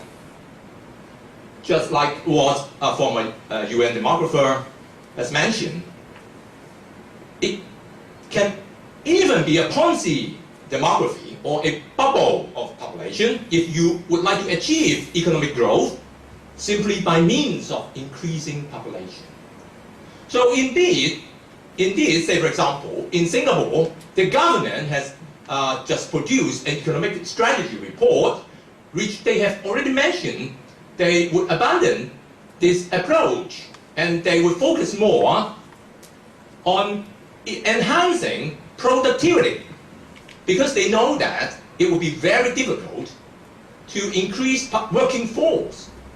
So instead of relying solely on increasing population to bring economic growth, they have changed their direction. They have a policy on economic strategy in the coming future to rely more on improving productivity rather than increasing population. So why we, Hong Kong, have to do the same mistakes again? So this will be one of the major issues before we make any choice or conclusion. And then the coming will be tables and figures about the implications of the population policy on land and housing supply. So in order to let the public to make a good choice, I think the government have better to provide some scenario and tell the consequences and the implications of such a scenario would have. So say, for example, just for the illustration today, I have prepared 3 scenarios. Scenario A is the baseline case for comparison, and scenario A is exactly what would be the situation projected by the document in case we do nothing. So it means the current population working force would drop after 2016. That's the baseline case. But then, how about if we agree with the government? So scenario B is a steady case. That means after 2016, reaching the peak of the workforce, then how can we keep a steady, right? Maybe this diagram can tell you better. Right? The blue line is the baseline case, scenario A. That means, according to the projection of the document, after 2016, after reaching the peak, then the working force would drop substantially. Then scenario B, Scenario B will be a steady case. That means, after reaching the peak in 2016, then by whatsoever means, then try to achieve a steady level of the workforce. While scenario C refers to a linear growth model, right? In my scenario illustration, I assume a 0.5% per annum linear growth. So that is the 3 scenario case. And the point I would like to illustrate is, according to different scenarios, what would be the implications on housing and land needs. So this would be the summary. And indeed, I can finish after this slide if time is not allowed. Scenario A, the baseline case, according to the long-term housing strategy steering committee report published last week, then in the coming 10 years, they promised to build 470,000 housing units so as to accommodate the requirements. Or it means about 490 hectares of land. So indeed, I chat with Doris before the start of the seminar. Why don't we have the population policy public engagement before the long-term housing strategy steering committee consultation? So now when the long-term housing strategy steering committee estimated that we need 470,000 housing units to be built in the coming 10 years, but then suddenly the population policy asked for more. So what can they do? So scenario B would tell you what would be the consequence. And I subdivide scenario B into 2 situations. Scenario B1, assuming that we can encourage our local citizens to become more actively to participate in the working, in joining the working force. So they're assuming that 50%, only 50% of the difference, to be provided by import labor or by immigrants. Then, according to my estimation, then you will find that indeed we need 27,600 more housing units, or it means about more 50 hectares of land. But then, just in case, if we relied 100% import labor, then you will find that indeed we are asking for almost 10% increase in housing supply and land supply. So whether we really can have such an increase in land and housing supply is a question mark, especially when the long-term housing strategy steering committee report have already been finalized. And another worst case is scenario C, if we would like to keep a growth in our workforce. And here the assumption is just 0.5% per annum linear growth, a very modest growth rate. Then take a look, we need 30% increase in housing and land supply. It's a huge difference. So if you are interested in about all the figures and assumptions, then you can take a look from our homepage to see my assumptions and for scenario A, scenario B1, and B2, and C. Okay, that's all I have to say. Thank you. Okay, thank you, Professor Yeo. I hate to end this presentation. I know he has done a lot of work. But now for the interest of time, he said our time is up. But since this problem is so important, may I ask you to stay for half an hour more so that we can open the floor for discussion, okay? And then let's target at ending our forum at around 5, okay? So may I ask the speakers to come forward, okay? So now the floor is open for discussion. If you have any question you would like to raise, I'm sure that the speakers will entertain your questions. Okay? Okay.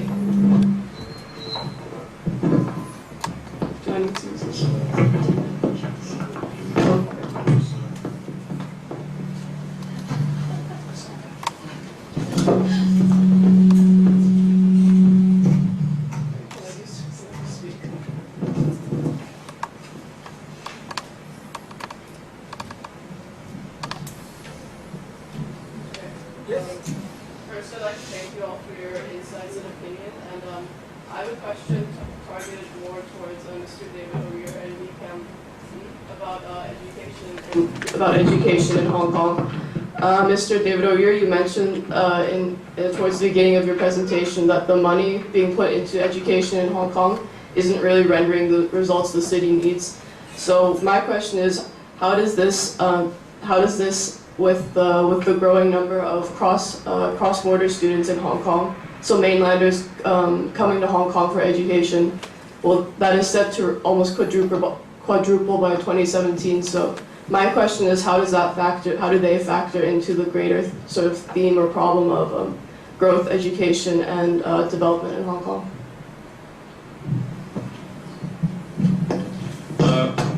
Thank you very much. I guess I think of it more as, rather than what Hong Kong needs to do to generate people to work in Hong Kong, is what do we need to do in order to be able to draw in a larger pool? If I'm working in New York City, Lower Manhattan, as I mentioned, and I can't find somebody from NYU, I'll call up Harvard, I'll call up Berkeley, I'll call up Stanford, wherever I can. I'll call University of Hong Kong or Chinese U and find that person. I won't insist they have to be from New York City. So that's, I think, the first point. The second point is that we are a very, very focused economy. We have something like half of everything we do, 2/3 is trade. That doesn't require a tremendous amount of education, but it does require some understanding of markets and opportunities and entrepreneurship. We also have finance, which is the same worldwide. You're going to need the same worldwide pool of talent to do it well. And then we have professional services, like people who keep microphones working. Afraid that one's gone. Professional services, lawyers and doctors and accountants and so forth, and we will continue to have this concentration of top quality talent, thank you, of top quality talent in the city in order to be a business and financial center. And it's one of the things that makes it work so well. The challenge is, what do we do with people who are not going to be part of that? We outsource golf to Zhuhai, gambling to Macau, we go to lunch and in Shenzhen. Beijing takes care of our foreign affairs and defense. If you can't do it here, we outsource it. What can we not outsource? Plumbing. We need great plumbers because we got a lot of pipes, we're very, very vertical, and we need to be able to have that fixed quickly. We need electricians. Car repairmen, no, we'll ship them up to Shenzhen within a few years. Dry cleaning, nope, goes across the border. So we need to focus the talents of the people who are not going to go to university, who are not going to be actually part of the cutting edge business opportunity in the city, we need to focus their training on the things that cannot be outsourced. I hope that has some answer to some part of your question. Well, since I was asked about the question, I think maybe this is the luxury of being, in the ivory tower, that you can actually dream bigger.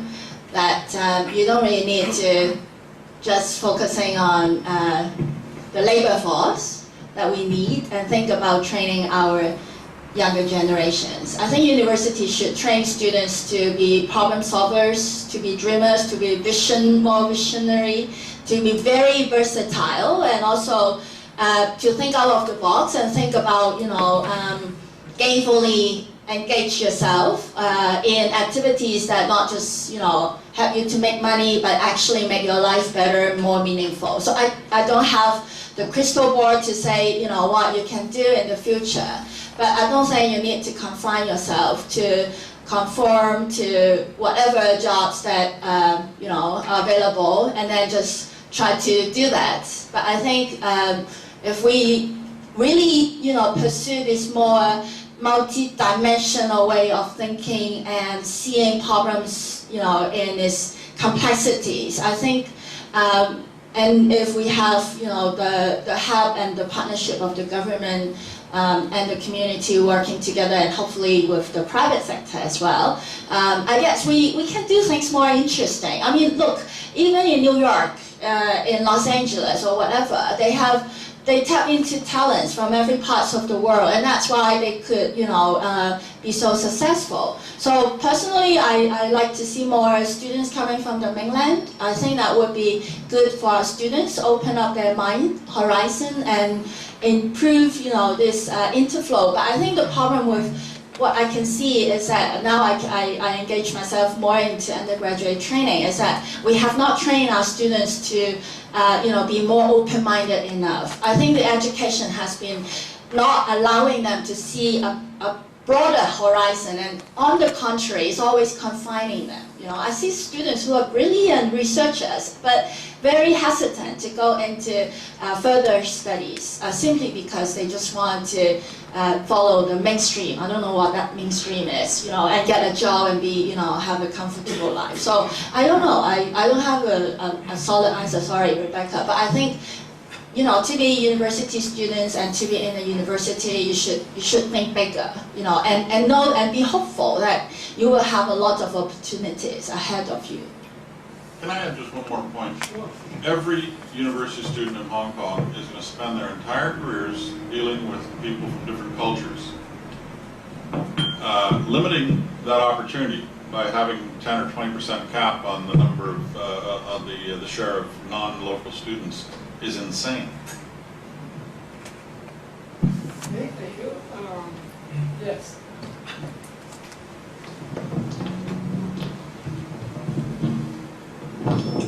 Thanks.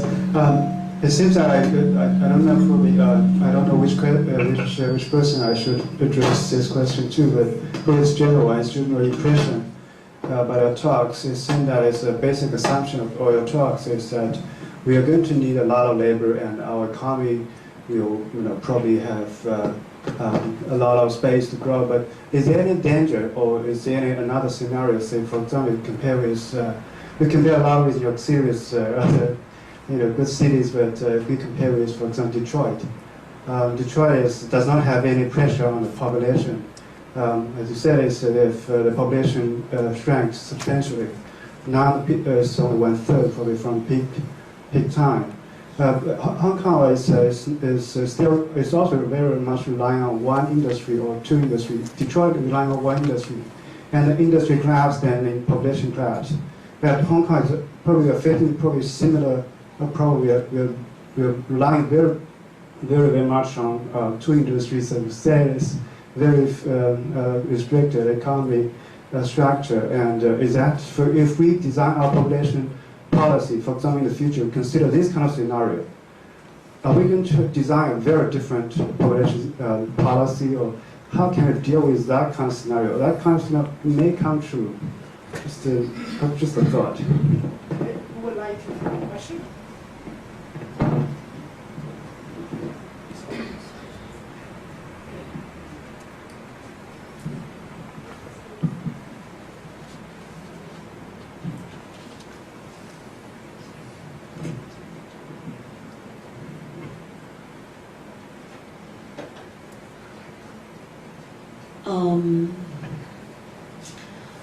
In drafting our consultation document, we have go through the thinking process, whether we want to put our emphasis on quantity or quality on the labor force.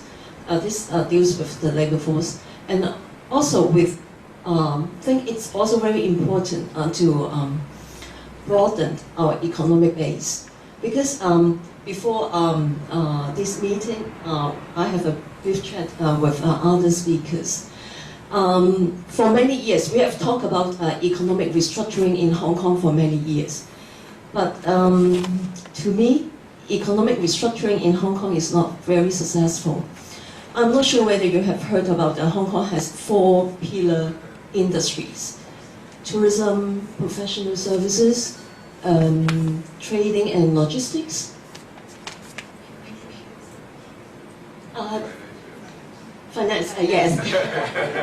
Okay. Yesterday I looked at the share of our GDP. In 2011, the 4 industries make up about 60% of our GDP. These are our traditional strengths. We have been talking about economic restructuring, but up till now, we are still very much reliant on these 4 traditional industries. And for the last term government, had talked about 6 cemented new industries back in 2008. And then I tried to look at the share of these 6 new industries in GDP. In 2008, they are about 7%. And in 2011, there's a rise, but a very small rise. It's only about 8%. So you can see, we have been talking about economic restructuring. We have been talking about moving up the value-added ladder. But so far, we have not been very much successful. But that does not mean that we just drop this idea and do not have to deal with our economic-based issue. We still have to look at it. Maybe focusing on our strength and to see whether we can increase our productivity on these traditional areas. So if we can really move up our value-added ladder, we may not need as much labor as we have. We may need to have developed some labor-intensive industry, because realistically, if we want to increase our working population, there may be 2 major sources. One is our younger generation, more babies. But to me, I don't think the fertility rate in Hong Kong will increase very substantially. It will remain at a 1.2, 1.3 level. Another source is importation of labor from outside. But given our various constraints in Hong Kong, land, infrastructure, and the perception of local people towards talents from outside, towards workers from outside, politically, we may not be able to import a large number than what we are having now. So, although the path to economic restructuring may be very difficult, I think government still need to think seriously how we can make economic restructuring more successful in Hong Kong. Traditionally, we have been promoting new industries through giving out land, free land, or money. Whether there are any other ways we can do it more effectively, we have to look at this problem.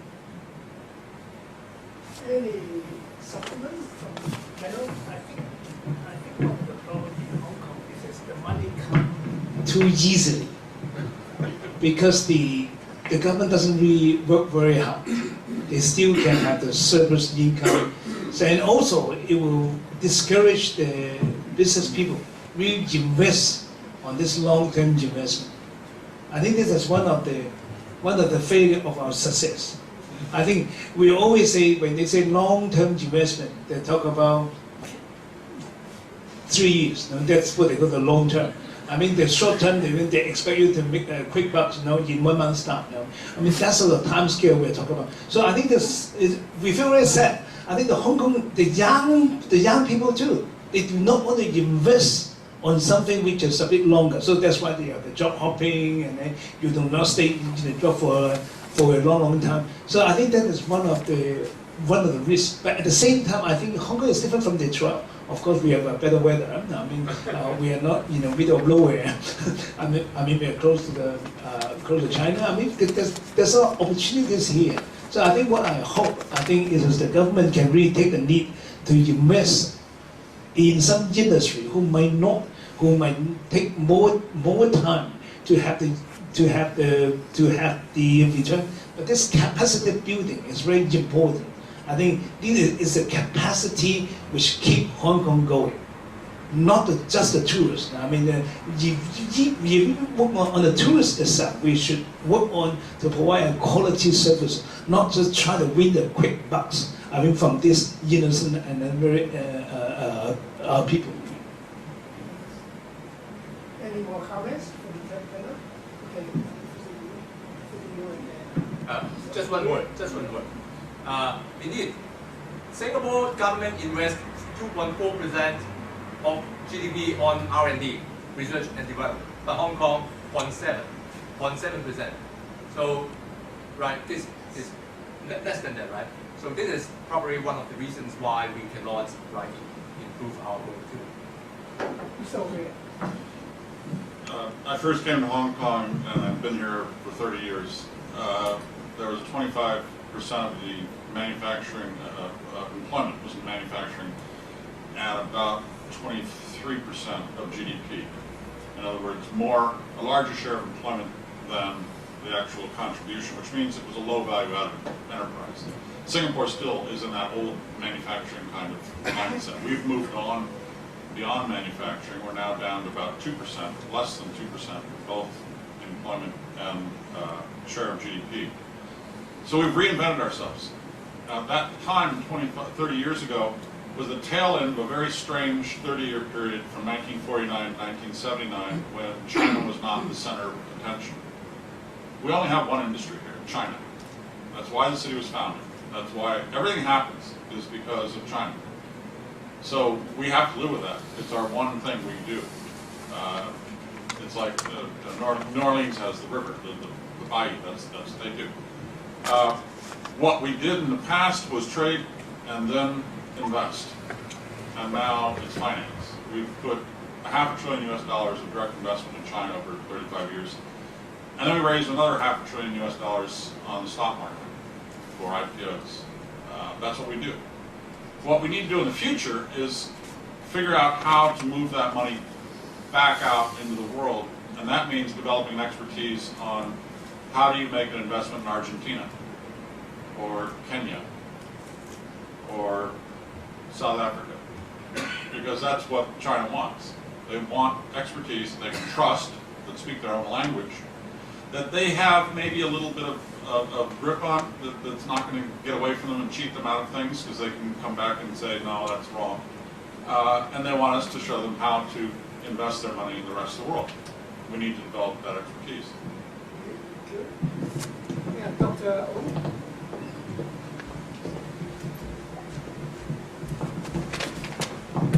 Two questions to Ms. Doris Ho. One is about local talent. I always wonder what is the visions that the Hong Kong government have on education. So, for example, we now talk about enhance our education training. We also realize that associate degree is not actually well received in society. But it seems that nothing significant has happened in the education sectors, especially higher education sectors, over the last decades. Now,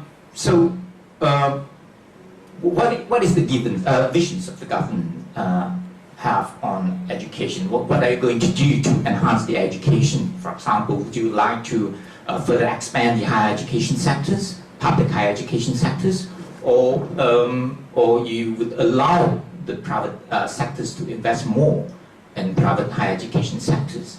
Now, that is the first question. Now, the second one is about foreign talents. Now, you talk about the target-oriented approach to attract foreign talents, and you give examples of Singapore and Australia's. Now, as far as I know, now in the case of Singapore, when they talk about target-oriented approach to attract foreign talents, they not only consider the specific skills or professions that they need, but I think they also focus specifically on certain geographical regions, countries. Like, for example, they focus mainly on China, India, and also the Chinese communities in Southeast Asia. Now, back to Hong Kong.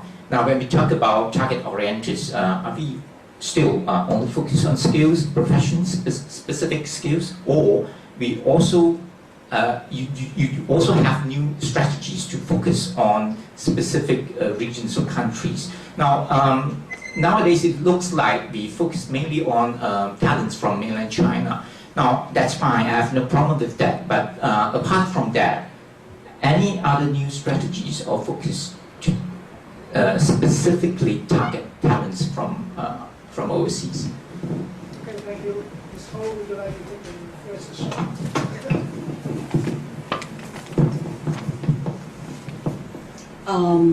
The government's vision for education. I think we are facing some kind of dilemma here. On one hand, we heard employers complain about graduates nowadays not having the employable skills. The employability of the graduates seems to be a concern. But on the other hand, we also share professors' views that university graduates nowadays, we should train young people nowadays to be mentally more flexible and more adaptable. They should be more versatile. Because in future years, I think young people would, unlike me, after graduation, I joined the government. I never have the experience of other jobs. But for young people in future, I think they may have several careers during their lifetime.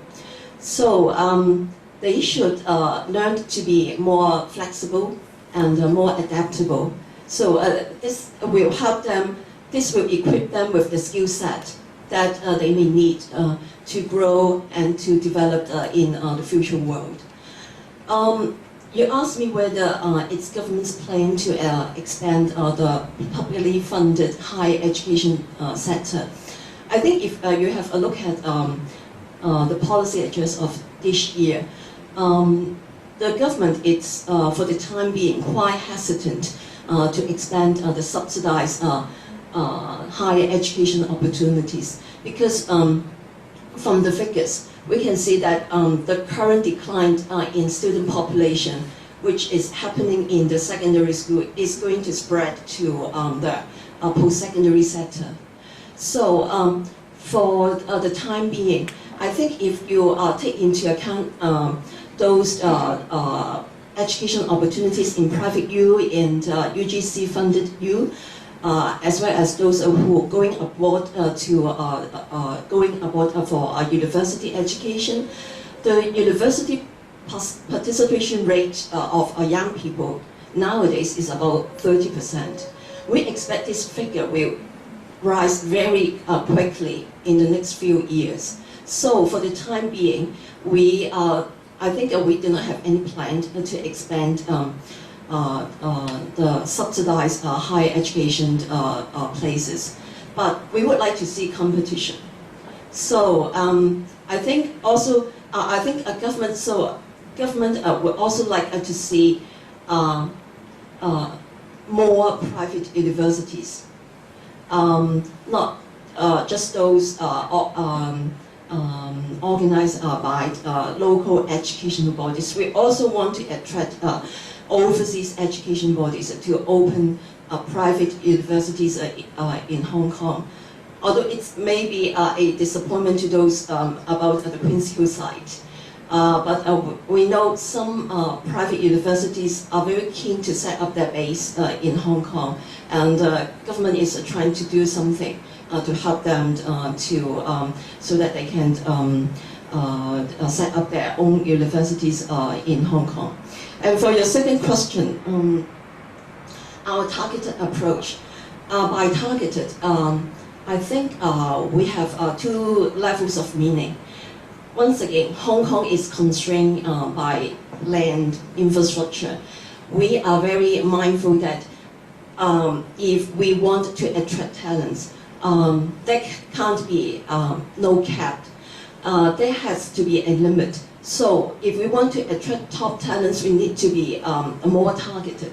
We need to attract those who can really help Hong Kong's future development. That's point one. The second point is we know for most of the talents who are working in Hong Kong, maybe quite a large number of them are coming from the mainland. We also see the merits of diversifying our foreign talent pool. So there have been suggestions that whether we can broaden our search for potential talents to other countries in Asia, such as Singapore, India. And for the skills shortage list, we are suggesting whether we can specify the skills that are in great demand in Hong Kong, that we expect to be in great demand in Hong Kong. For example, if we want to develop our creative industries, whether we can attract more designers with those skill sets to Hong Kong. So the skills shortage list will list out the skills that we think would be of great help in promoting Hong Kong's development. Okay, thank you. Yeah, Professor Morafa. Oh, okay. Yeah. Sorry, I can actually do without this. My question. Thank you very much for the wonderful speeches and a lot of data, which was very useful. My question is slightly following what he indicated. Mine is about entrepreneurship. So if we are trying to diversify job opportunities, I think one of the things that the government should be able to look at, and it's been done, now, but I think we have to scale it up, is the entrepreneurship. Because in terms of aging society, you've got some skills, like plumbing, carpentry, and so on, that those who are in it are actually aging. And so there is the need to look at how to support entrepreneurship. Entrepreneurship can be at the high level and at the low end level. So what incentives are being provided for people who are promoting entrepreneurship? And that can be private sector and that can be public sector. That's one. Number two is on education, and I'm not sure who is probably going to respond to this. I was once a PTA chairman of one of those schools, that are basically English schools. And I noticed at that time that most of the parents who were coming, quite a lot of them were returnees. And so the language was actually the main issue in trying to get schools, for kids. And I can see that in a bilingual or multilingual city like Hong Kong, language can basically be, very important. I mean, it doesn't matter if it is mother tongue, or French, Mandarin, English, but I think languages should be a key in terms of setting kids, on the platform. So is it a government policy, to specifically maintain the English schools, ESF, and others, or is there a way of basically bringing out local schools that are EMIs, that is English medium of instructions, so that returnees, new employees, parents with alternatives can basically go to such schools. If I had the opportunity, I would have liked to go to that school rather than going to English schools foundations. That's the question. Okay, thank you. Would the other panel members like to reply first before Ms. Ho has to do it again? No? Okay, Ms. Ho. Thank you for your question. I think you have highlighted an area which should receive more attention from the government. For the existing talent admission schemes, I don't think we have any emphasis on attracting entrepreneurs to Hong Kong. We have one scheme just to attract investors. Those you can have a lot of money to invest in our Hong Kong assets. You can come to Hong Kong, yeah. But this scheme has attracted some criticism because some people saying that we should devise a new scheme that can help Hong Kong attract entrepreneurs because it can promote the entrepreneurship in Hong Kong community. On the other hand, it can also promote job opportunities in Hong Kong. Yeah, that's one of the areas that we would look into in the context of population policy. On your point of education, I know education is very important to foreign talents. It's one of the key factors that may be considered by foreign talents whether they would like to move their family to Hong Kong. For at present, we are short of school places in international school. I have heard some foreign talents saying that one of the problems is there are too many local students in our international school. Yeah, local students. I mean, Hong Kong people. But that should not be a problem. But we do not have enough international school places. Yeah, that would become a problem. Some has suggested whether we should we should impose a cap on the number of local students that can be admitted in the international school. But I don't think this is going to be a non-starter. So our policy, our strategy is to increase, to build more international schools, to increase the supply. On your question whether we can let the kids of foreign talents to study in the local school, I think we need to look at, because the medium of instruction is a issue. Yeah, so it's a good idea. Yeah, but we need to see how to put in place the necessary supportive measures. Okay. Now, as what I've Can I just add one point? Yes, On briefly. entrepreneurship, actually, Germany, when Germany became one, that's West Germany and East Germany, one of the things they paid more attention on was entrepreneurship. And they were bringing from outside, and they were also developing from inside, so that to cope with the influx of people from the eastern part of Germany. That was in the early 90s.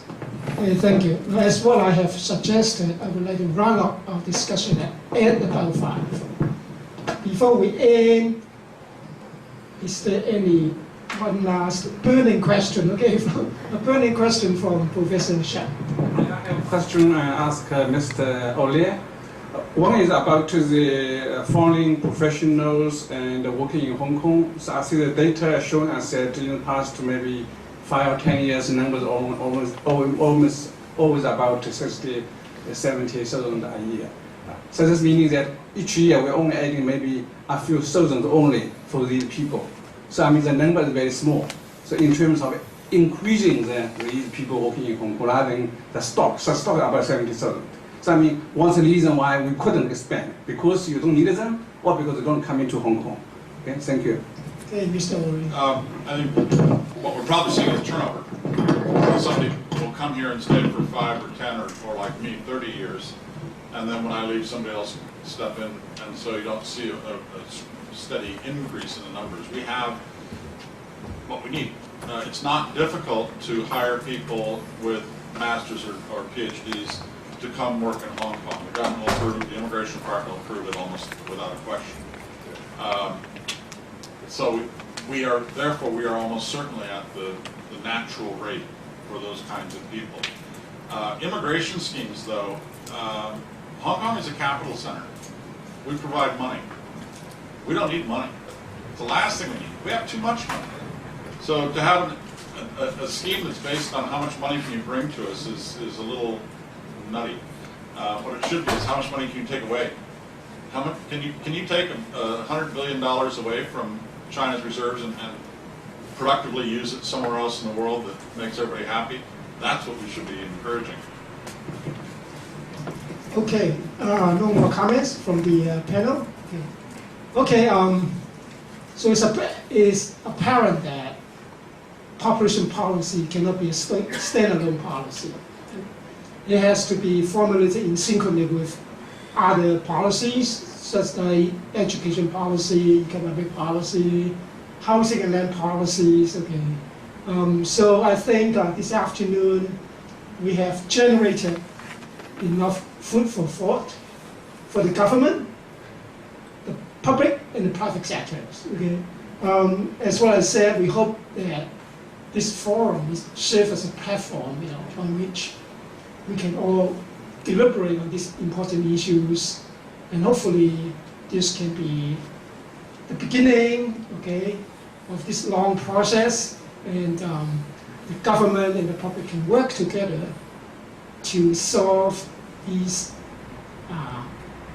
challenging population policy problems.